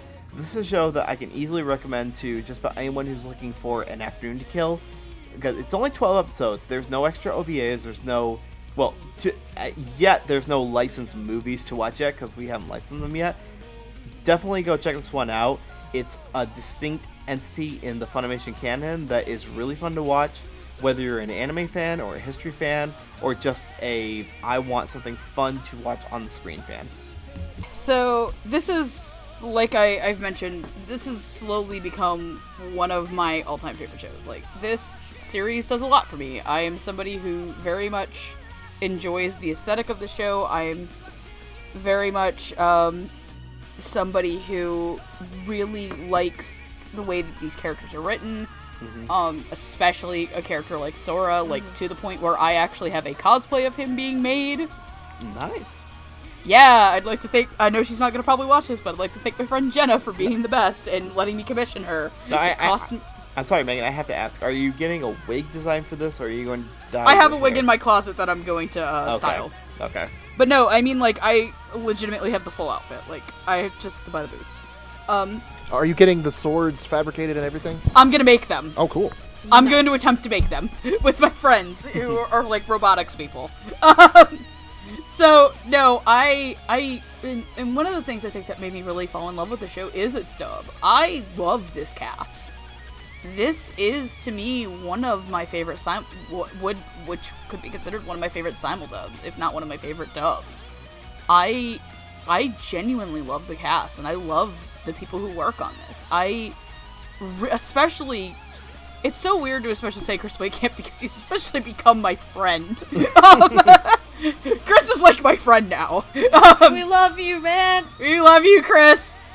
I'll see you in August. I'll buy you a beer. I already told him we're coming. So, Nice. But no, I just, it's hard to explain. This is a show that I do agree is criminally underrated. You never hear people talk about the show. I've encouraged people who are fans of Studio Doga Kobo, who animated this, to go back and watch it. Just people who like this type of show. It's a mix of action, drama, comedy, and seriously, just go fucking watch the show! Watch the damn anime! So, with that being said, if you would like to watch the damn anime, you can watch it on Funimation.com.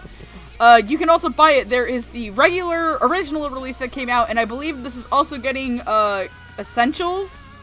I believe the Essentials release is coming out in June or July, so you can now get it for cheaper. I guess I'm just gonna run through everybody's Twitters really quick, because we need to get the fuck out of here. If you want to follow the Goat Man, that's at Spaceman Hardy. If you want to follow the Cartoon Man, that's at Noah Clue. If you want to talk to the lady whose boyfriend walks into sexual jokes like a golden retriever into a screen door, that is Lilac Anime Review. And if you want to listen to me shitpost, my name is Megan. Thank you for watching My Brother, and Snack. Also, if you want to follow us at dubtalkpodcast on YouTube, Twitter. You can also donate to our Ko-fi. Now this is the end of the episode. Thank you for watching My Brother, and Snack. Have a good night. Otaku on, everyone. Otaku on, my friend. That was the quickest fucking outro. Wow. Holy shit. Go Speed Racer, go indeed. Yes. Alright, Otaku on, my friends, and aloha. Don't become a demon snake. Bye. Still have to watch the commentaries on the discs for a couple of the episodes. I can't do it. I can't kill her.